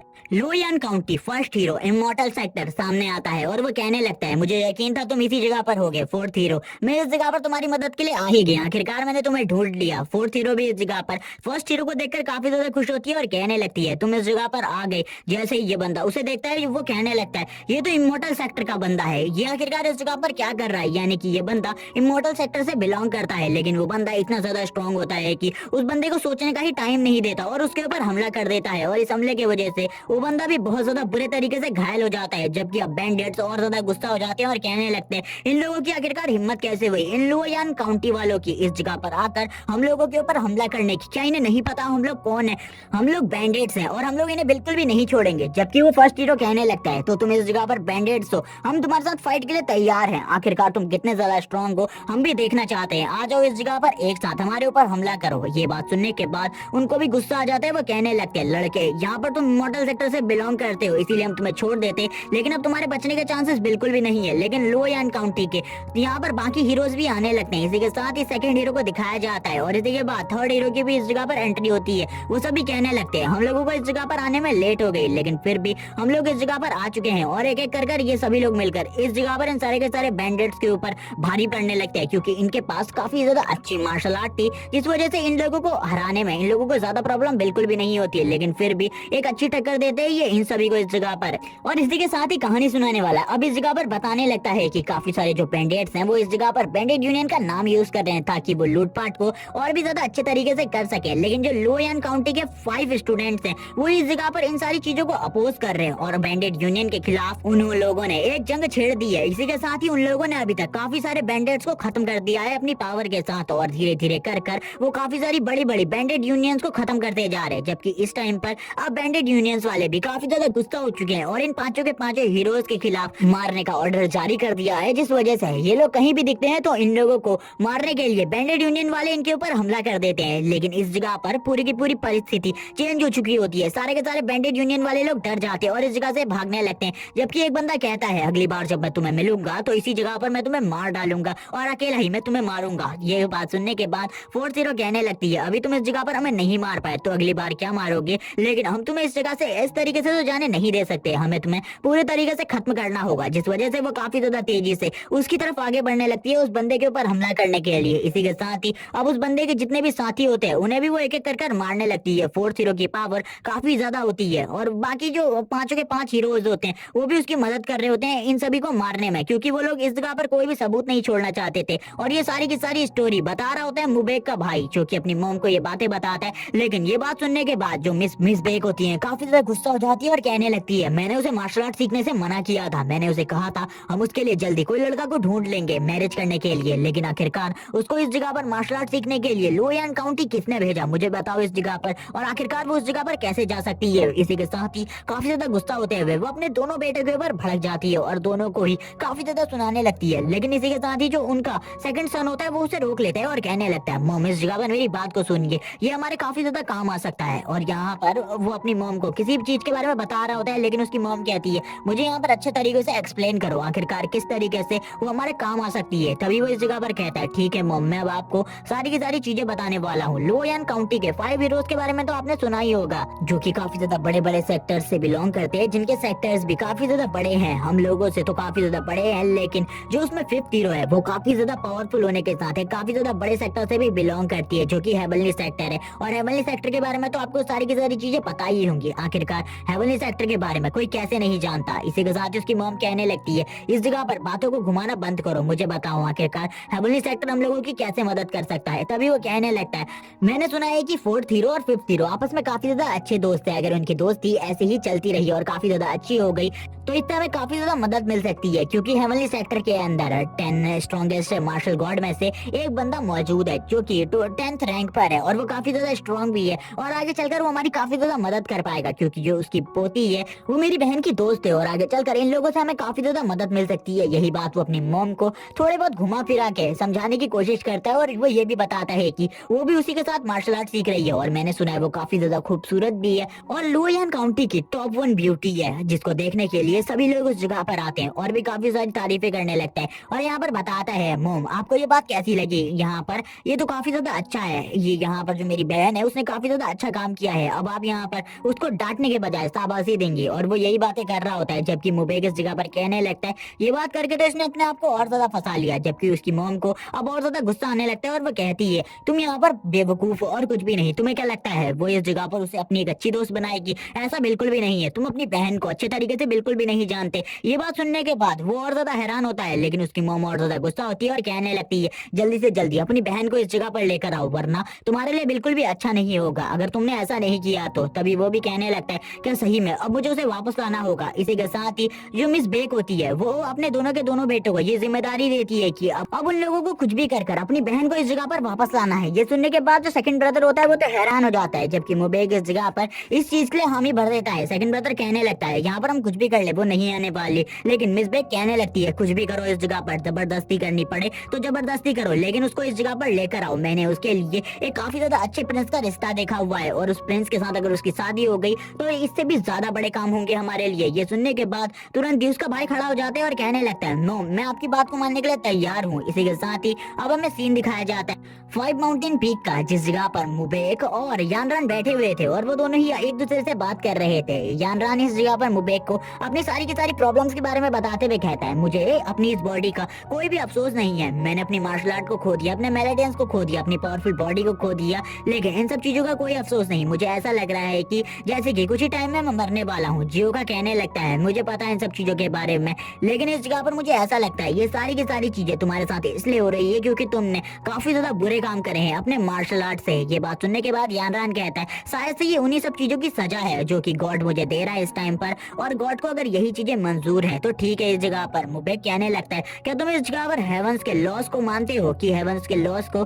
कोई भी बंदा नहीं तोड़ सकता, कोई भी उसे बेंड नहीं कर सकता? यानरान उसकी बात सुन के कहने लगता है ये बात तो सभी लोग मानते हैं, आखिरकार तुम इस तरीके की बातें मुझसे क्यों कह रहे हो? तभी जियो का कहता है क्या तुम्हें कुछ ऐसा नहीं लग रहा जैसे कि कुछ बड़ा होने वाला हो जिसके बारे में 9 बड़े सेक्टर्स, होली सेक्टर्स को भी ना पता हो, और इसके बारे में जब पता चले तो सभी लोग हैरान हो जाएं क्योंकि मुझे एक खतरे की आभा महसूस हो रही है जिसके बारे में मैं कुछ भी नहीं कह सकता। जियो का और भी बताते हुए कहता है ये चीज मुझे ऐसी लग रही है जैसे कि पास्ट में भी ये चीज हो चुकी है, लेकिन मैं इसके बारे में कुछ भी नहीं जानता आखिरकार क्या होने वाला है, लेकिन जो कुछ भी होगा वो काफी ज्यादा बड़ा होगा। लेकिन यानरान कहने लगता है शायद से तुमने काफी सारी मांगा को पढ़ा है जिस वजह से तुम इस तरीके की बातें कर रहे हो। लेकिन यानरान को एक बात याद आती है जो कि जियोका ने थोड़े टाइम पहले कही थी। वो जियोका से कहने लगता है थोड़े टाइम पहले तुमने मुझसे कहा था तुम मेरे मार्शल आर्ट को रिवाइव कर सकते हो, तुम मेरी बॉडी को पहले की ही तरह स्ट्रॉन्ग बना सकते हो, आखिरकार कैसे? क्या तुम मुझे इसके बारे में बता सकते हो? जियोका कहता है जितने भी लोगों को मैंने अभी तक इस मार्शल आर्ट को सिखाया है वो लोग 900 वर्ड्स में से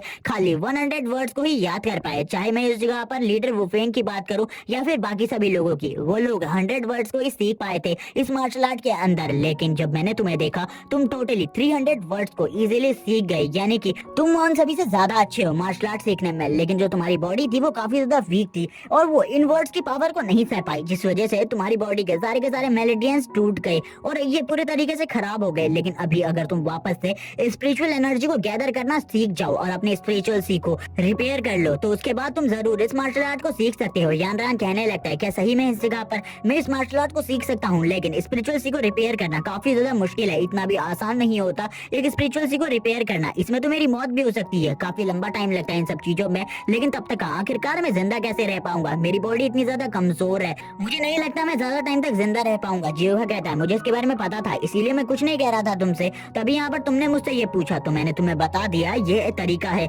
तुम्हारे पास तुम्हारी पुरानी बॉडी को वापस से इस जगह पर लाने का। यहाँ पर यानरान कहने लगता है क्या तुम सही में मजाक कर रहे हो? इस जगह पर इस तरीके की चीजें बिल्कुल भी नहीं हो सकती। जियोका कहता है मैं इस जगह पर किसी कल्टीवेशन टेक्निक को प्रैक्टिस नहीं करता बल्कि मार्शल आर्ट को प्रैक्टिस करता हूँ, और मार्शल आर्ट प्रैक्टिशनर और एक कल्टीवेटर में काफी ज्यादा अंतर होता है। और वो तुरंत ही अपनी ब्लेड को उठाते है और अब इस जगह से जाने लगता है। यानरान कहता है तुमने इस जगह पर बात सही कही, एक मार्शल आर्ट और एक कल्टीवेशन टेक्निक में काफी ज्यादा अंतर होता है। इसी के साथ ही जियोका अपनी ब्लेड के साथ प्रैक्टिस करने लगता है।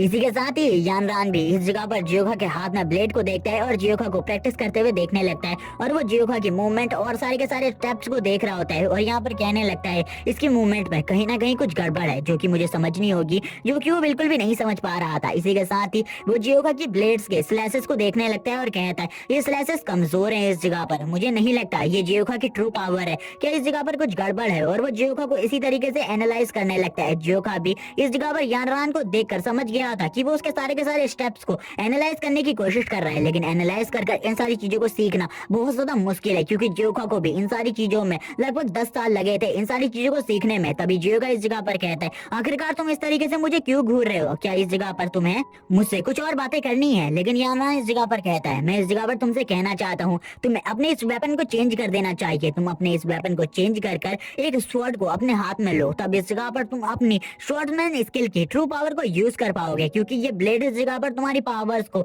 चैनलाइज होने से रोकती है। लेकिन अगर तुम इसके बदले एक स्वॉर्ड को यूज करते हो तो सही में तुम अपनी ट्रू पावर को देख पाओगे वो कितनी ज्यादा है। जियोका कहता है, मैं इस वेपन को बिल्कुल भी नहीं छोड़ सकता, क्योंकि जब मैं इस जगह पर इस 5 माउंटेन पीक में आया था तब लीडर ने मुझे ये ब्लेड अपने हाथों से दी थी, तो मैं इस ब्लेड को आखिरकार कैसे छोड़ सकता हूँ? ये उनकी निशानी है जिसे मैं इस तरीके से नहीं छोड़ सकता। यादरान कहने लगता है, आखिरकार इस लड़के की ट्रू पावर कितनी ज्यादा है, मैं बिल्कुल भी नहीं समझ पा रहा इस जगह पर इसकी ट्रू पावर कितनी ज्यादा हो सकती है। इससे पहले मैंने कभी भी इस तरीके के बंदे को नहीं देखा जो कि ब्लेड के साथ ही इतने सारे पावरफुल प्रैक्टिशनर को हरा सकता है। अगर ये स्वॉर्ड का यूज करने लगे तो सही में इसकी स्ट्रेंथ कितनी ज्यादा बढ़ जाएगी। जियोगा इस जगह पर अपनी ब्लेड को देख रहा होता है और कहने लगता है कि सही में ये इस जगह पर मेरी पावर को रोकती है चैनलाइज होने से। तभी यहाँ पर यानरान बताता है, एक जो ब्लेड होती है उसे normal martial art practitioner use करते हैं, लेकिन जो एक स्वॉर्ड होती है उसे जो हाई क्लास की स्वॉर्ड मार्शल आर्ट को प्रैक्टिस करते हैं वो लोग इस जगह पर यूज करते हैं। लेकिन तुम्हारे पास जो ये ब्लेड है ये किसी भी काम की नहीं है। अगर तुम एक स्वॉर्ड को यूज करो तो तुम इस जगह पर अच्छे तरीके से अपने मार्शल आर्ट को यूज कर पाओगे। यानरान कहता है, चलो ठीक है, अब इस जगह पर तुमने भी एक तरीका बताया है स्ट्रॉन्ग होने का, तो इस तरीके को मुझे जरूर यूज करना चाहिए।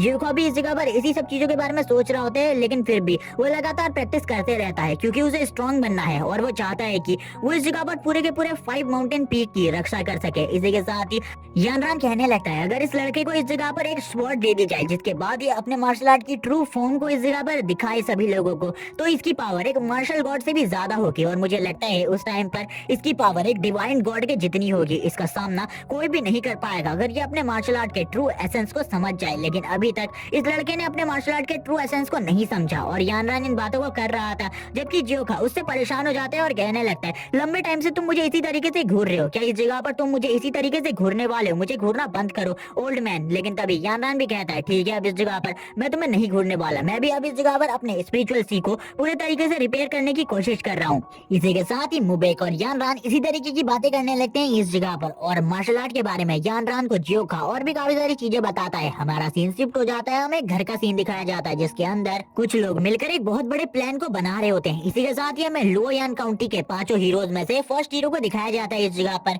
जो कि उन लोगों से कहने लगता है, हमारा जो ये प्लान है ये वर्क करेगा या फिर नहीं, क्या सही में हमें इस प्लान के हिसाब से आगे बढ़ना चाहिए? जबकि जो बाकी दोनों हीरोज होते हैं वो कहने लगते हैं, हम इस जगह पर तैयार हैं इस प्लान के हिसाब से आगे बढ़ने के लिए, क्योंकि ये प्लान काफी ज्यादा अच्छा है। इसी के साथ ही इस जगह पर जो 4th और 5th हीरो होते हैं वो भी तैयार हो जाते हैं इस प्लान के हिसाब से आगे बढ़ने के लिए। लेकिन तभी 5th हीरो कहने लगती है, इस जगह पर मुझे नहीं लगता 4th हीरो की मम मानने वाली है। इसी के साथ ही कहानी सुनाने वाला हमें बताने लगता है कि ये सभी जो लुओयान काउंटी के 5 हीरोज हैं ये वापस से अब पूरे के पूरे वर्ल्ड में केओस को खत्म करना चाहते हैं और इन लोगों ने स्टार्ट कर दिया है बैंडेड यूनियन के खिलाफ एक वॉर को। और इसी के साथ ही एक लेटर को दिखाया जाता है जो कि एक एरो के हेल्प से इमोर्टल सेक्टर में पहुंच जाता है, जो कि एक मेडन को मिला था, जिसे देखने के बाद जो मेडन होती है वो काफी ज्यादा हैरान हो जाती है और तुरंत ही इमोर्टल सेक्टर के लीडर को ये लेटर आकर देती है। और इसी के साथ ही यहाँ पर जो इमोर्टल सेक्टर का लीडर होता है वो भी ये सुनने के बाद हैरान हो जाता है और इसी के साथ ही काफी सारे सेक्टर्स में इसी टाइप के लेटर्स पहुंच जाते हैं जो कि इन्हीं लोगों के बच्चों ने दिए थे, जो कि वो 5 हीरोज में शामिल है। और इन लेटर्स को पढ़ने के बाद सभी लोग काफी ज्यादा गुस्सा हो जाते हैं। इसी के साथ ही मिस बेक को दिखाया जाता है। जो मिस बेक होती है वो तो काफी ज्यादा गुस्सा हो चुकी होती है अपनी बेटी से, क्योंकि उन लोगों ने अपने बेटे को इस जगह पर इस काम के लिए भेजा था, लेकिन अभी तक उन लोगों ने भी इस काम को पूरे तरीके से प्रॉपर्ली नहीं किया था, जबकि उन लोगों का प्लान पूरे तरीके से तैयार हो चुका था। 5th हीरो कहने लगती है, लेकिन मुझे नहीं लगता 4th हीरो की मॉम इस बार मानने वाली है, वो काफी ज्यादा बुरे तरीके से इसे डांटेगी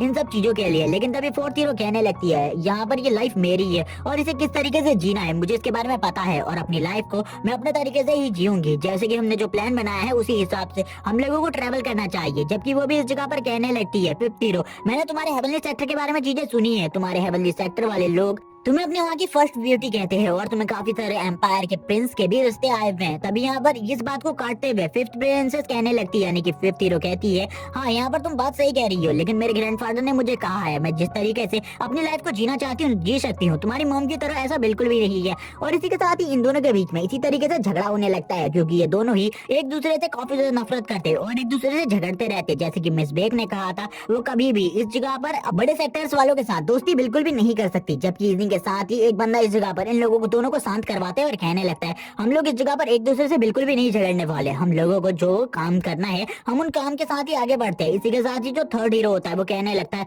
तुम इस जगह पर सही कह रहे हो, हमें इस जगह पर अपने ही प्लान के हिसाब से आगे बढ़ना चाहिए, हम लोगों को जियांगू में जाने के बाद वहाँ के सारे बैंडिट्स को खत्म कर देना चाहिए। इसी के साथ ही फर्स्ट हीरो भी कहने लगता है हाँ तुम इस जगह पर सही कह रहे हो, हम लोयान काउंटी से बिलोंग करते हैं, हम लोगों को यही करना चाहिए। इसी के साथ ही जो इस जगह पर फोर्थ हीरो थी वो भी कहने लगती है हमें जल्दी से जल्दी अपने कदमों को आगे बढ़ाना होगा, उस जगह पर मैंने सुना है काफी सारे पावरफुल बैंडिट्स भी है, उन लोगों को भी खत्म कर देना है। और यहाँ पर ये काम हम लोगों के लिए ज्यादा मुश्किल नहीं है क्योंकि हम लोगों ने काफी ज्यादा अच्छे तरीके से स्वॉर्ड मार्शल आर्ट को प्रैक्टिस किया हुआ है और हम लोगों की स्वॉर्ड मार्शल आर्ट एक हाई क्लास की स्वॉर्ड मार्शल आर्ट है। तभी फोर्थ हीरो की बात सुनकर फर्स्ट हीरो कहने लगता है मैं तुम्हें उस जगह पर हो रहे अत्याचारों के बारे में थोड़ी बहुत चीजें बता देता हूँ। इसी के साथ ही वो बताना स्टार्ट करता है उस जगह पर जो बैंडिट्स है वो काफी ज्यादा बुरे तरीके से लोगों के साथ व्यवहार करते हैं और बुरे तरीके से उन्हें लूट लेते हैं, इसीलिए उनके साथ कुछ ना कुछ तो करना ही होगा। वो लोग थोड़े बहुत स्ट्रॉन्ग भी है, मैंने सुना है कि उनके पास थोड़ी बहुत अच्छी मार्शल आर्ट भी है, लेकिन इस जगह पर फोर्थ और थर्ड हीरो कहने लगते हैं वो लोग हमारे सामने बेकार है, हम उन्हें इजीली हैंडल कर सकते हैं। लेकिन इस जगह पर फर्स्ट हीरो उन्हें यहाँ पर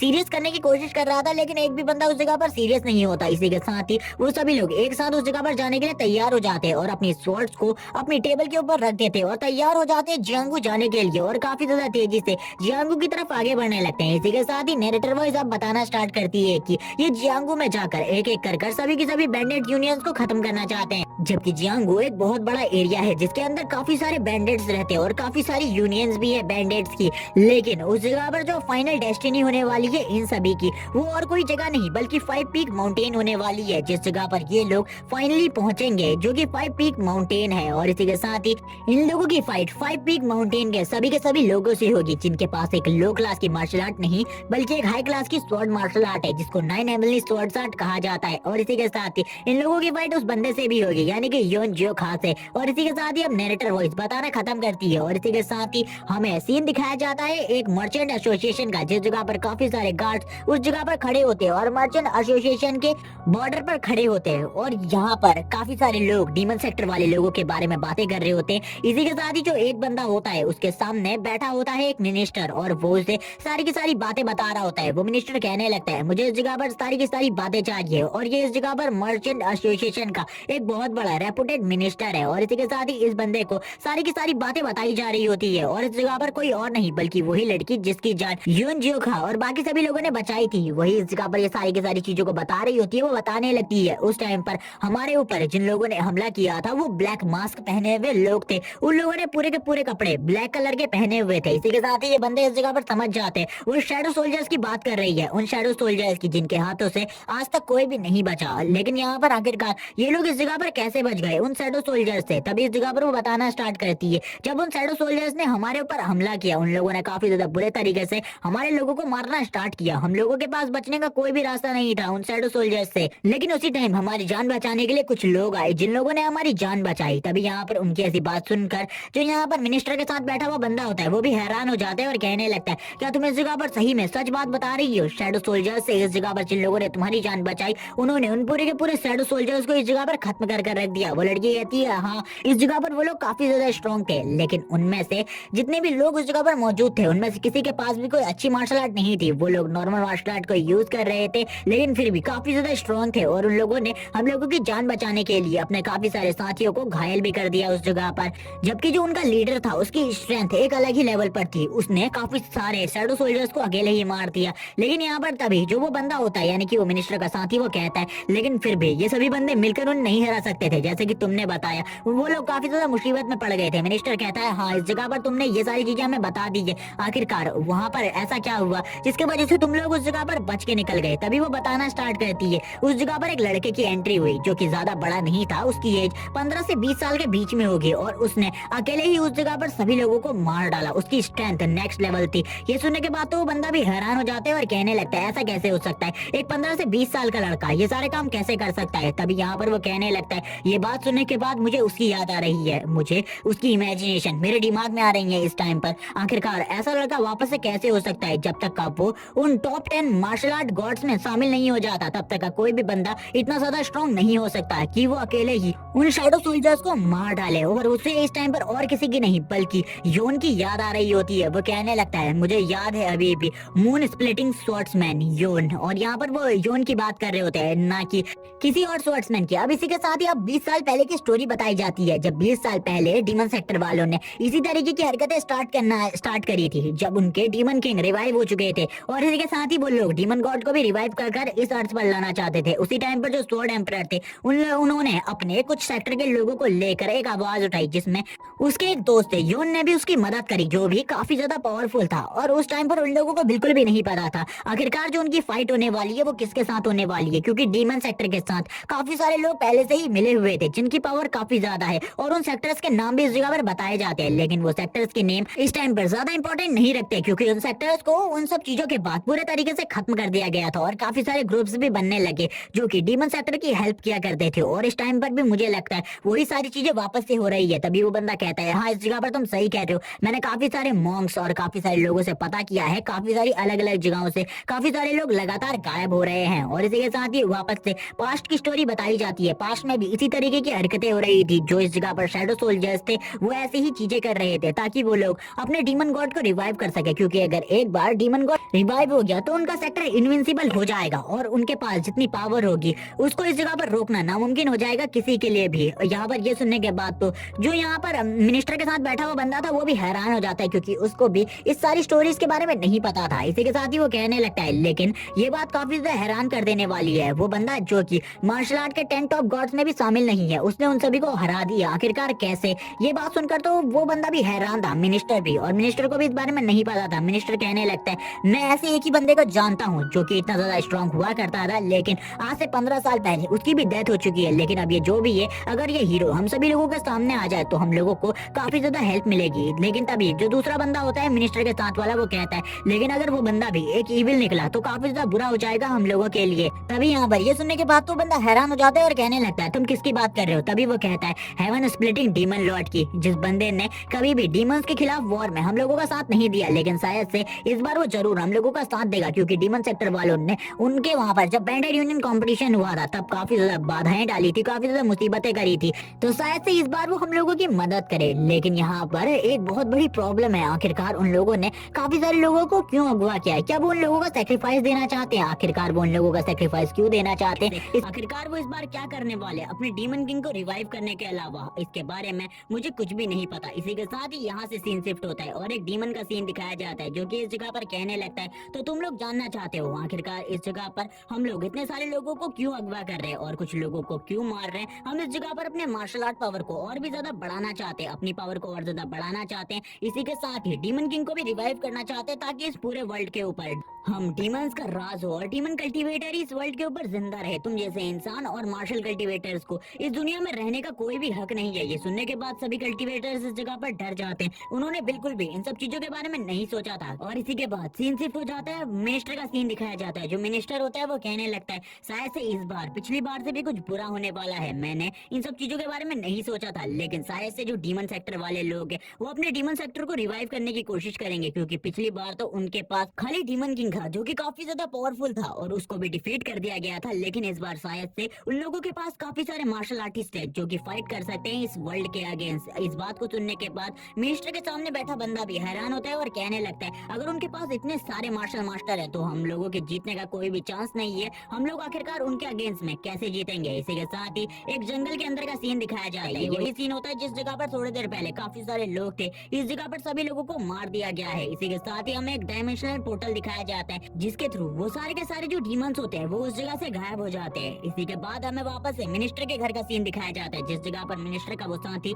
मिनिस्टर से कह रहा होता है, क्या हमें इस जगह पर आर्मी को बुला लेना चाहिए, सारे के सारे सेक्ट से आर्मी को मंगवा लेना चाहिए। लेकिन तभी वो बंदा मना करता है और कहने लगता है, कोई भी इस जगह पर डीमन सेक्टर वालों के खिलाफ नहीं जाना चाहेगा, इसीलिए उनमें से कोई भी आगे नहीं आने वाला। ये सुनने के बाद वो बंदा डर जाता है और कहने लगता है, आखिरकार अब हम क्या करेंगे? अगर कोई भी सेक्टर मदद के लिए नहीं आएगा तो इस जगह पर क्या होगा? ये वर्ल्ड तो तो पूरे तरीके से तबाह हो जाएगा। क्या हमें इमॉर्टल सेक्टर या हेवनली सेक्टर में से किसी सेक्टर को इसके बारे में नहीं खबर करनी चाहिए? लेकिन वो बंदा मना करता है और कहने लगता है सबसे पहले हमें कुछ अपनी आर्मी फोर्सेस को उस जगह पर भेजना होगा, जिसके बाद हमें पता चलेगा आखिरकार उनका सही ठिकाना कहाँ पर है। तो उसी के बाद हम कोई बड़ा कदम उठाएंगे। और ये कहने के बाद वो एक लेटर को तुरंत ही इस जगह से रिलीज कर देता है काफी सारी अलग अलग जगहों पर, ताकि अलग अलग जगहों पर जाकर ये जो पिजन्स है ये उस जगह पर जाकर सभी लोगों को बता सके कि डीमन सेक्टर वाले अपने आप को रिवाइव करने की कोशिश कर रहे हैं और इनके पास इस बार काफी सारे मार्शल आर्ट के मास्टर भी है, जिनका सामना करना काफी ज्यादा मुश्किल हो सकता है। इसी के साथ ही कहानी सुनाने वाला हमें बताने लगता है इसी के बाद ही जितने भी सेक्टर थे उनको मर्ज करना स्टार्ट कर दिया गया और अब डीमन सेक्टर को तबाह करने के लिए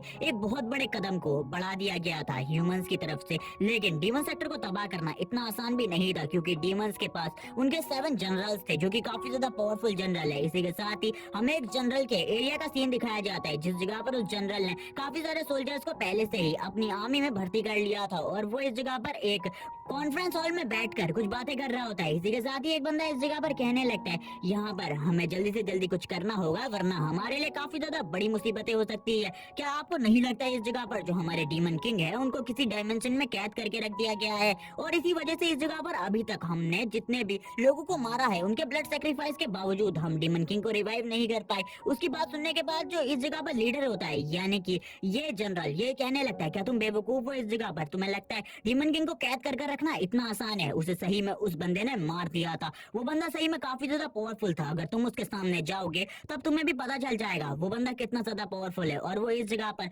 यून की बात कर रहे होते हैं। वो यून की बात करते हुए कहता है यहाँ पर हमारे डीमन किंग को कोई भी कैद कर नहीं रख सकता और जब भी हमें अपनी पावर को बढ़ाने की जरूरत पड़ेगी हमारे पास ये ट्रेजर तो है ही, इसकी हेल्प से हम कभी भी अपनी पावर को बढ़ा सकते हैं। और इसका हेल्प करते हुए मैं जल्दी से जल्दी जो इस टाइम पर हमारे सेक्टर का पैट्रियार्च है उसे भी खत्म कर दूंगा। और कहने लगता है जल्दी से जल्दी मुझे मून प्रिंसेस को उसकी गद्दी से हटाना है और उस जगह पर खुद बैठ जाना है और उसके सारे के सारे जो जनरल्स है वो भी मेरा कुछ नहीं बिगाड़ सकते। और गाइस जो मून प्रिंसेस है वो वही लेडी है जो कि इनके डीमन सेक्टर को पूरे तरीके से संभालती है और उसने ही अभी तक इन डीमन सेक्टर वालों के लिए सारे के सारे प्लान तैयार किए हैं। कुछ लोग इस जगह पर कहने लगते हैं मुझे तो ऐसा लगता है अगर इस जगह पर बाकी के जो डीमन जनरल हैं उन्होंने उसके साथ हाथ मिला लिया हमारे लिए काफी ज्यादा प्रॉब्लम हो सकती है। लेकिन ये डीमन जनरल कहने लगता है तुम डरो मत, इस जगह पर मैं उन सभी डीमन जनरल में सबसे ज्यादा पावरफुल हूँ और इजीली उन सभी को टेक डाउन कर सकता हूँ, इसीलिए ज्यादा चिंता करने की बात नहीं है। अभी इस जगह पर हमें और भी ज्यादा ब्लड सेक्रीफाइस की जरूरत है ताकि हम अपनी मार्शल आर्ट को और भी ज्यादा पावरफुल बना सके। मैं और भी ज्यादा पावरफुल बनना चाहता हूँ और जल्दी से जल्दी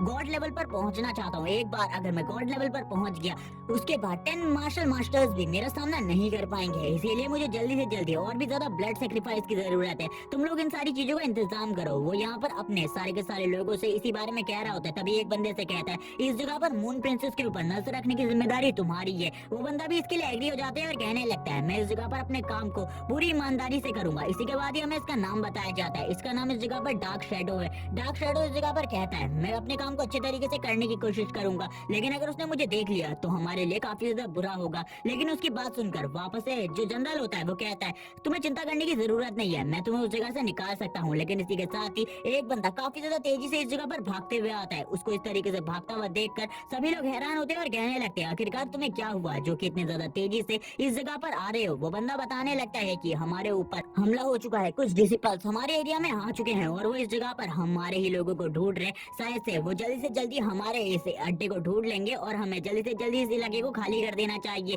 लेकिन तभी जो लीडर होता है यानी कि वो जनरल वो कहता है चलो ठीक है, अगर अब इस वर्ल्ड को हमारे बारे में पता चल चुका है डीमन सेक्टर वाले लोगों के बारे में तो ये तो काफी ज्यादा अच्छी बात है। हम भी अब सभी लोगों के सामने आने वाले, अब ज्यादा चिंता करने की जरूरत नहीं है। जैसे ही वो बंदा इस चीज के बारे में बोलता है और अपने किलिंग इंटेंट को रिलीज करता है सभी लोग हंसने लगते हैं और कहते हैं ये तो काफी ज्यादा अच्छी बात है। अब हम भी सभी लोगों के सामने आने वाले और सभी लोगों के सामने उन ह्यूमंस को मार डालेंगे। जबकि डार्क शैडो की भी आइस इस जगह पर रेड हो जाती है और सभी लोग अब हंसने लगते हैं जोर जोर से। और इसी के साथ ही मून का सीन दिखाया जाता है। जो मून होता है वो इस जगह पर 2 पार्ट्स में डिवाइड हो चुका होता है। सभी लोग कहने लगते हैं आखिरकार ये मून 2 पार्ट्स में डिवाइड क्यों हो गया, आखिरकार अब क्या होने वाला है, किसी को भी इसके बारे में नहीं पता होता। इसी के साथ ही सीन दिखाया जाता है प्रिंसेस का, नांगोंग प्रिंसेस और उसके भाई का, जिस जगह पर वो दोनों भी कहने लगते हैं जब भी इस तरीके की चीजें होती है, एक डायनेस्टी पूरे तरीके से खत्म हो जाती है या फिर उनका जो भविष्य होता है वो चेंज होने वाला है, या फिर हमारा भविष्य डार्क में जाएगा या फिर लाइट में, इसका फैसला यही लाइट करती है, यानी कि यही मून्स करते हैं। शायद से ये घटना उन्हीं घटनाओं से रिलेटेड है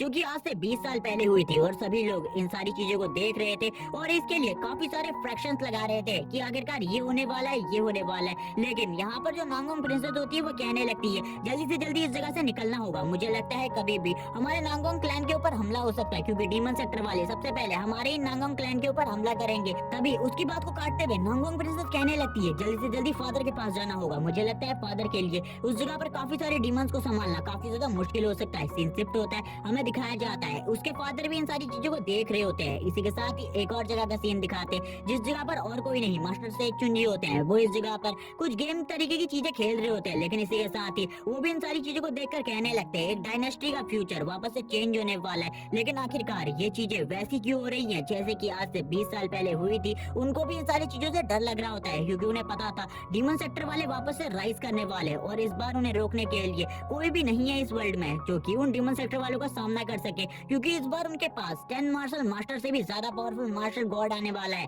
क्योंकि जितने ज्यादा लोगों का वो सेक्रीफाइस देंगे उतना ही ज्यादा उनके डीमन किंग की पावर बढ़ेगी। अगर डीमन किंग काफी ज्यादा पावरफुल हो गया उसके बाद उसे हराना काफी ज्यादा मुश्किल हो जाएगा। इसी के साथ ही बैंडेड यूनियन का सीन दिखाते हैं जिस जगह पर हम देखते हैं जो इस जगह पर हेवन स्प्लिटिंग डीमन लॉर्ड होता है वो भी इन सारी चीजों को देख रहा होता है। उसकी बेटी कहने लगती है आखिरकार ये क्या है, हॉल लीडर कहने लगते हैं ये सारी चीजें वैसी ही हो रही है जैसे कि आज से 20 साल पहले हुई थी, मुझे लगता है काफी कुछ बुरा होने वाला है। लेकिन यहाँ पर उसकी बेटी को 20 साल पहले क्या हुआ था इसके बारे में कुछ भी नहीं पता होता। वो कहती है आखिरकार 20 साल पहले क्या हुआ था। उसके फादर कहते हैं ये काफी ज्यादा बुरा है, इसके बारे में मैं तुम्हें कभी और बताऊंगा, लेकिन अभी जो होने वाला है इसके बारे में मुझे काफी ज्यादा चिंता है। इन सारी चीजों को किस तरीके से रोका जाएगा। इसी के साथ ही डिसिपल्स का सीन दिखाया जाता है जो कि उस जगह पर लगातार मरने लगते हैं, उनके ऊपर कोई अटैक कर रहा होता है और लगातार उनको मार रहा होता है। सारे के सारे डिसिपल्स को इस जगह पर मार दिया गया था डीमन सेक्टर के लोगों के थ्रू, और यहाँ पर एक बंदे को भगाने के लिए एक डीमन सेक्टर का स्टूडेंट फाइट कर रहा होता है और वो कहने लगता है इस जगह पर हमें मरते दम तक फाइट करनी है और तुम जल्दी से जल्दी इस जगह से निकलो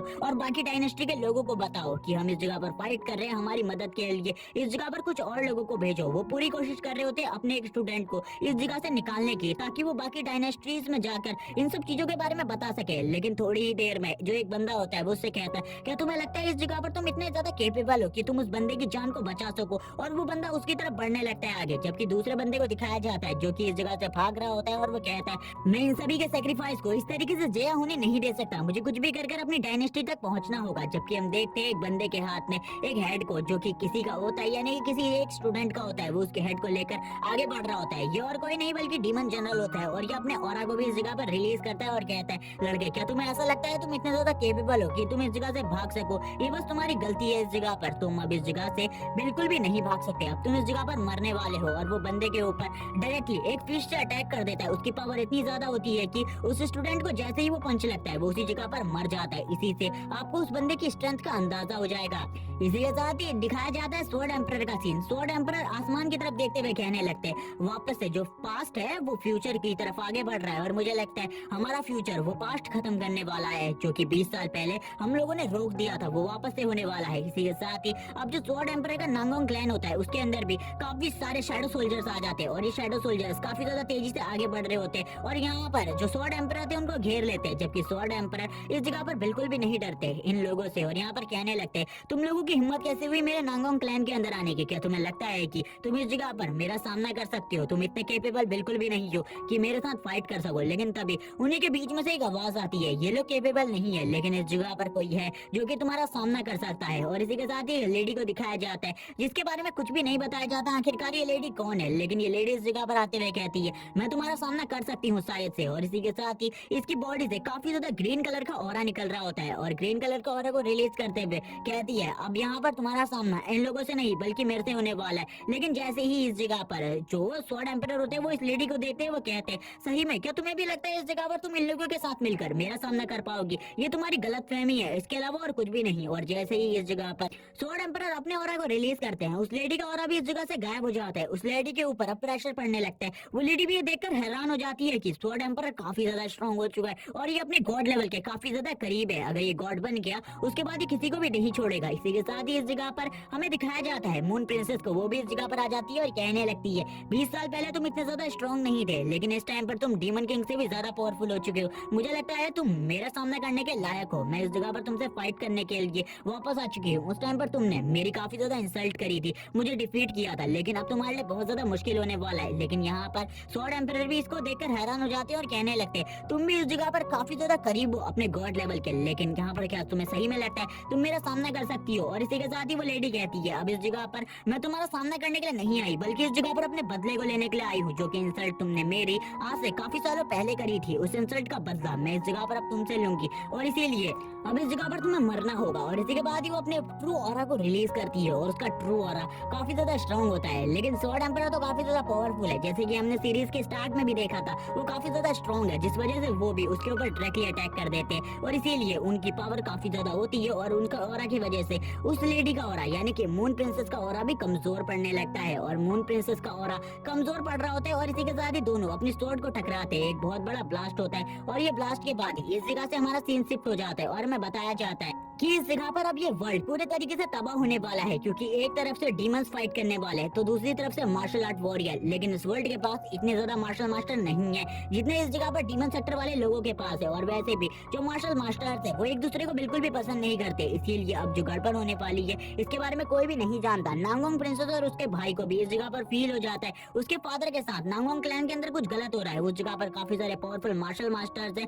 जो कि उनके फादर से फाइट करने के लिए उस जगह पर पहुंच चुके हैं। इसीलिए प्रिंसेस भी अपने भाई से कहती है हमें जल्दी से जल्दी उस जगह पर जाना होगा, वरना जो प्रॉब्लम्स होगी वो फ्यूचर में और भी ज्यादा बढ़ सकती हैं, क्योंकि और कोई भी मार्शल मास्टर हमारे फादर के अलावा इस जगह पर डीमन सेक्टर वालों के खिलाफ नहीं जाने वाला। जैसे कि आज से 20 साल पहले भी वो लोग डीमन सेक्टर वालों के खिलाफ खड़े नहीं हुए थे। इसीलिए हमें कुछ भी कर अपने फादर के पास पहुंचना होगा। इसी के साथ ही कहानी सुनाने वाला काफी सारी बातों को बताने लगता है इस जगह पर कि इस जगह पर जो डीमन सेक्टर वाले लोग हैं उन्होंने इस जगह पर काफी सारे बुरे काम किए, जिसके बारे में सारे के सारे सेक्टर्स में बातें पहुंच गई उस पिजन्स के थ्रू। और इस जगह पर अब सभी लोगों को डीमन सेक्टर वालों के बारे में पता चल गया कि वो वापस से इस जगह पर इस वर्ल्ड के ऊपर हमला करने के लिए आ रहे हैं। इसीलिए जितने भी सेक्टर्स थे और अकेडमीज थी उनके पास ये नोटिफिकेशन आ गई कि अब यहाँ पर डीमन सेक्टर का कोई भी बंदा दिखता है उसे तुरंत ही मार दिया जाए। और इसी के साथ ही हमें सीन दिखाया जाता है जिस जगह पर कुछ लोग एक फॉरेस्ट से गुजर रहे होते हैं, लेकिन उनको इस जगह पर कुछ बैंडिट्स रोक लेते हैं और वो बैंडिट्स कहने लगते हैं अगर तुम लोग इस जगह पर हमें पैसे देने को तैयार हो तो हम तुम्हें सेफ्टी के साथ इस जंगल से बाहर जाने देंगे और तुम्हें थोड़ा बहुत ही टैक्स देना है, हमें दे दो इस जगह पर। और इसी के साथ ही इस जगह पर दिखाए जाते हैं सभी के सभी 5 हीरोज को, और इस जगह पर ये 5 के 5 हीरोज तैयार होते हैं फाइट करने के लिए,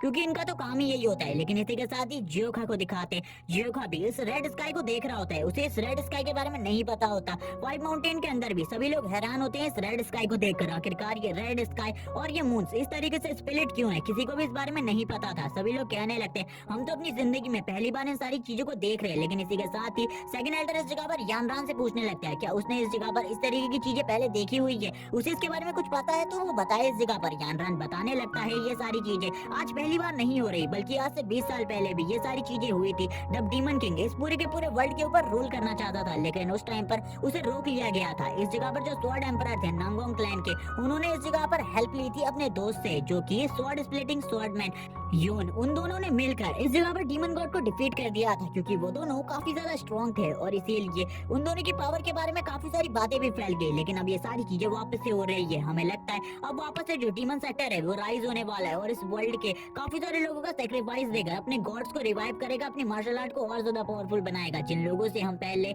उस जगह पर मिले थे जब हम बैंडेड यूनियन के कंपटीशन की तरफ जा रहे थे, शायद से वो भी इविल सेक्टर के ही लोग थे, इविल कल्टीवेशन उन्हें आती थी। तभी यहाँ पर जो वुफेंग होता है वो बोलने लगता है मैंने इन सारी चीजों के बारे में पहले भी सुना है, आज से 20 साल पहले ऐसी कुछ चीजें हुई थी, लेकिन उस टाइम पर मैं काफी ज्यादा छोटा था, इसीलिए ज्यादा बातों को मैं नहीं जान सका। इसी के साथ ही 10th एल्डर इस जगह पर बोलती है क्या अब इस जगह पर कुछ बुरा होने वाला है, अगर कुछ बुरा होने वाला है तो हम लोगों को क्या करना चाहिए, क्योंकि हम लोगों के पास तो इतनी कैपेबिलिटी भी नहीं है कि हम डीमन सेक्टर वालों के खिलाफ जा सके। तभी यहाँ पर वुफेंग कहता है मुझे भी इस जगह पर कुछ नहीं पता, ये यहाँ पर गलत भी हो सकता है जो इस जगह पर ये बोल रहा है, क्योंकि बाकी सेक्टर वाले लोग काफी ज्यादा इजीली उन लोगों को टेक डाउन कर लेंगे। तभी उस जगह पर आप सेकंड एल्डर बताना स्टार्ट करते हैं उस टाइम पर उन लोगों ने काफी सारे लोगों की जान ले ली थी और मुझे लगता है उनका सबसे ज्यादा आसान टारगेट हम बैंडेड्स ही बनने वाले, इसीलिए बहुत ज्यादा बुरी चीजें हो सकती है। ये सुनने के बाद इस जगह पर चाय और उसकी दोस्त काफी ज्यादा घबरा जाती है। इसी के साथ ही इस जगह पर वापस से यानरान बोलने लगता है, तुम लोगों को ऐसा लग रहा होगा कि ये मजाक है और वापस से उन लोगों को रोक लिया जाएगा, लेकिन इस बार इन सारी चीजों को रोकना काफी ज्यादा मुश्किल है, क्योंकि स्वॉर्ड स्प्लिटिंग स्वॉर्ड्समैन योन वो मर चुका है और उसे मरे हुए 15 साल हो चुके हैं। और इस टाइम पर जो स्वॉर्ड एम्परर है वो भी काफी ज्यादा बूढ़े हो चुके हैं और उनके पास भी इतनी ज्यादा पावर नहीं है कि वो उनका सामना कर सके। मुझे नहीं लगता इस बार कुछ होने वाला है। तभी यहाँ पर सभी लोग योन की तरफ देखने लगते हैं, यानी कि जियोखा की तरफ देखते हैं। जियोखा की तरफ भी सभी लोग देख रहे होते थे कि यहाँ पर जियोखा की उनकी प्रोटेक्शन कर सकता है, लेकिन यानरान इस जगह पर बताता है कि उनके पास जो डीमन जनरल्स हैं उनकी पावर है ये योन से भी ज्यादा है, यानी कि जियोखा से ज्यादा है, इसीलिए जियोखा भी शायद से ही उन्हें रोक पाए। लेकिन सभी लोग इस जगह पर कहते हैं अगर कुछ ऐसा होने वाला है तो हमें कुछ ना कुछ तो करना ही होगा, वरना ये पूरा का पूरा वर्ल्ड डिस्ट्रॉय हो जाएगा। लेकिन यहाँ पर यानरान कहता है क्या तुम्हें लगता है तुम लोग कुछ कर सकते हो? पिछली बार जितने सारे लोग उस फाइट में लड़े थे उनमें से खाली 2 ही लोग जिंदा बचे थे, जो कि वो दोनों ही पावरफुल स्वॉर्ड्समैन थे। इनके बीच में चाहे कितनी ही लड़ाई हो, ह्यूमन सिविलाइजेशन का एक बड़ा पार्ट इसमें एंड होना ही है। और जहाँ तक रही डीमन सेक्टर वालों को रोकने की बात, हम में से कोई भी ऐसा नहीं कर सकता। लेकिन तभी वुफेंग इस जगह पर हंसने लगता है और कहता है इस बार हम इस तरीके से हाथ में हाथ धरकर नहीं बैठने वाले, क्योंकि हम लोगों के पास पहले से ही जियोखा है और जियोखा ने हमें भी इस जगह पर मार्शल आर्ट सिखाई हुई है, इसीलिए हम अपनी प्रोटेक्शन के लिए तैयार हैं और हम फाइट करेंगे इस बार। जियोखा भी कहने लगता है हाँ जरूर, इस बार हम भी फाइट में पार्टिसिपेट करेंगे। जियोखा को इस जगह पर अपने फादर की भी याद आ रही होती है, क्योंकि ये लोग इस जगह पर और किसी की नहीं जियोखा के फादर की ही बात कर रहे होते हैं। जियोखा उन सारी चीजों के बारे में सोच ही रहा होता है, लेकिन इसी के साथ ही जो लीडर होते हैं वो कहते हैं हम वापस से फाइट अगेंस्ट करेंगे डीमन सेक्टर वालों के खिलाफ और वापस से डीमन सेक्टर को तबाह कर देंगे। कुछ भी कर इस जगह पर हमारा जो ये 5 पीक गर्ल है उसे कोई भी तबाह नहीं कर सकता। ये 5 माउंटेन हम लोगों का है और इस पर हमारा ही राज रहेगा। लेकिन यहाँ पर सभी लोग अब तैयार हो जाते हैं फाइट करने के लिए डीमन सेक्टर के अगेंस्ट, और वो कहने लगते हैं अगर जियोखा हम लोगों के साथ है तो हम जरूर उन लोगों के अगेंस्ट में फाइट करेंगे। इसी के साथ ही जियोखा भी एक स्माइल करता है और कहने लगता है ठीक है मैं इस जगह पर तैयार हूँ अपने सभी साथियों की रक्षा करने के लिए। इसी के बाद ये सीरीज इसी जगह पर एंड हो जाती है। इसका सीजन 2 मैंने कम्प्लीटली एक्सप्लेन कर दिया है और सीजन 2 अभी तक नहीं आया। जैसे ही सीजन 2 आ जाएगा मैं उसे भी एक्सप्लेन करके डाल दूंगा। तो तब तक के लिए चैनल को सब्सक्राइब कर दो, वीडियो को लाइक कर दो और ये सीरीज आपको पसंद आई हो तो कमेंट करना मत भूलना। Okay bye guys.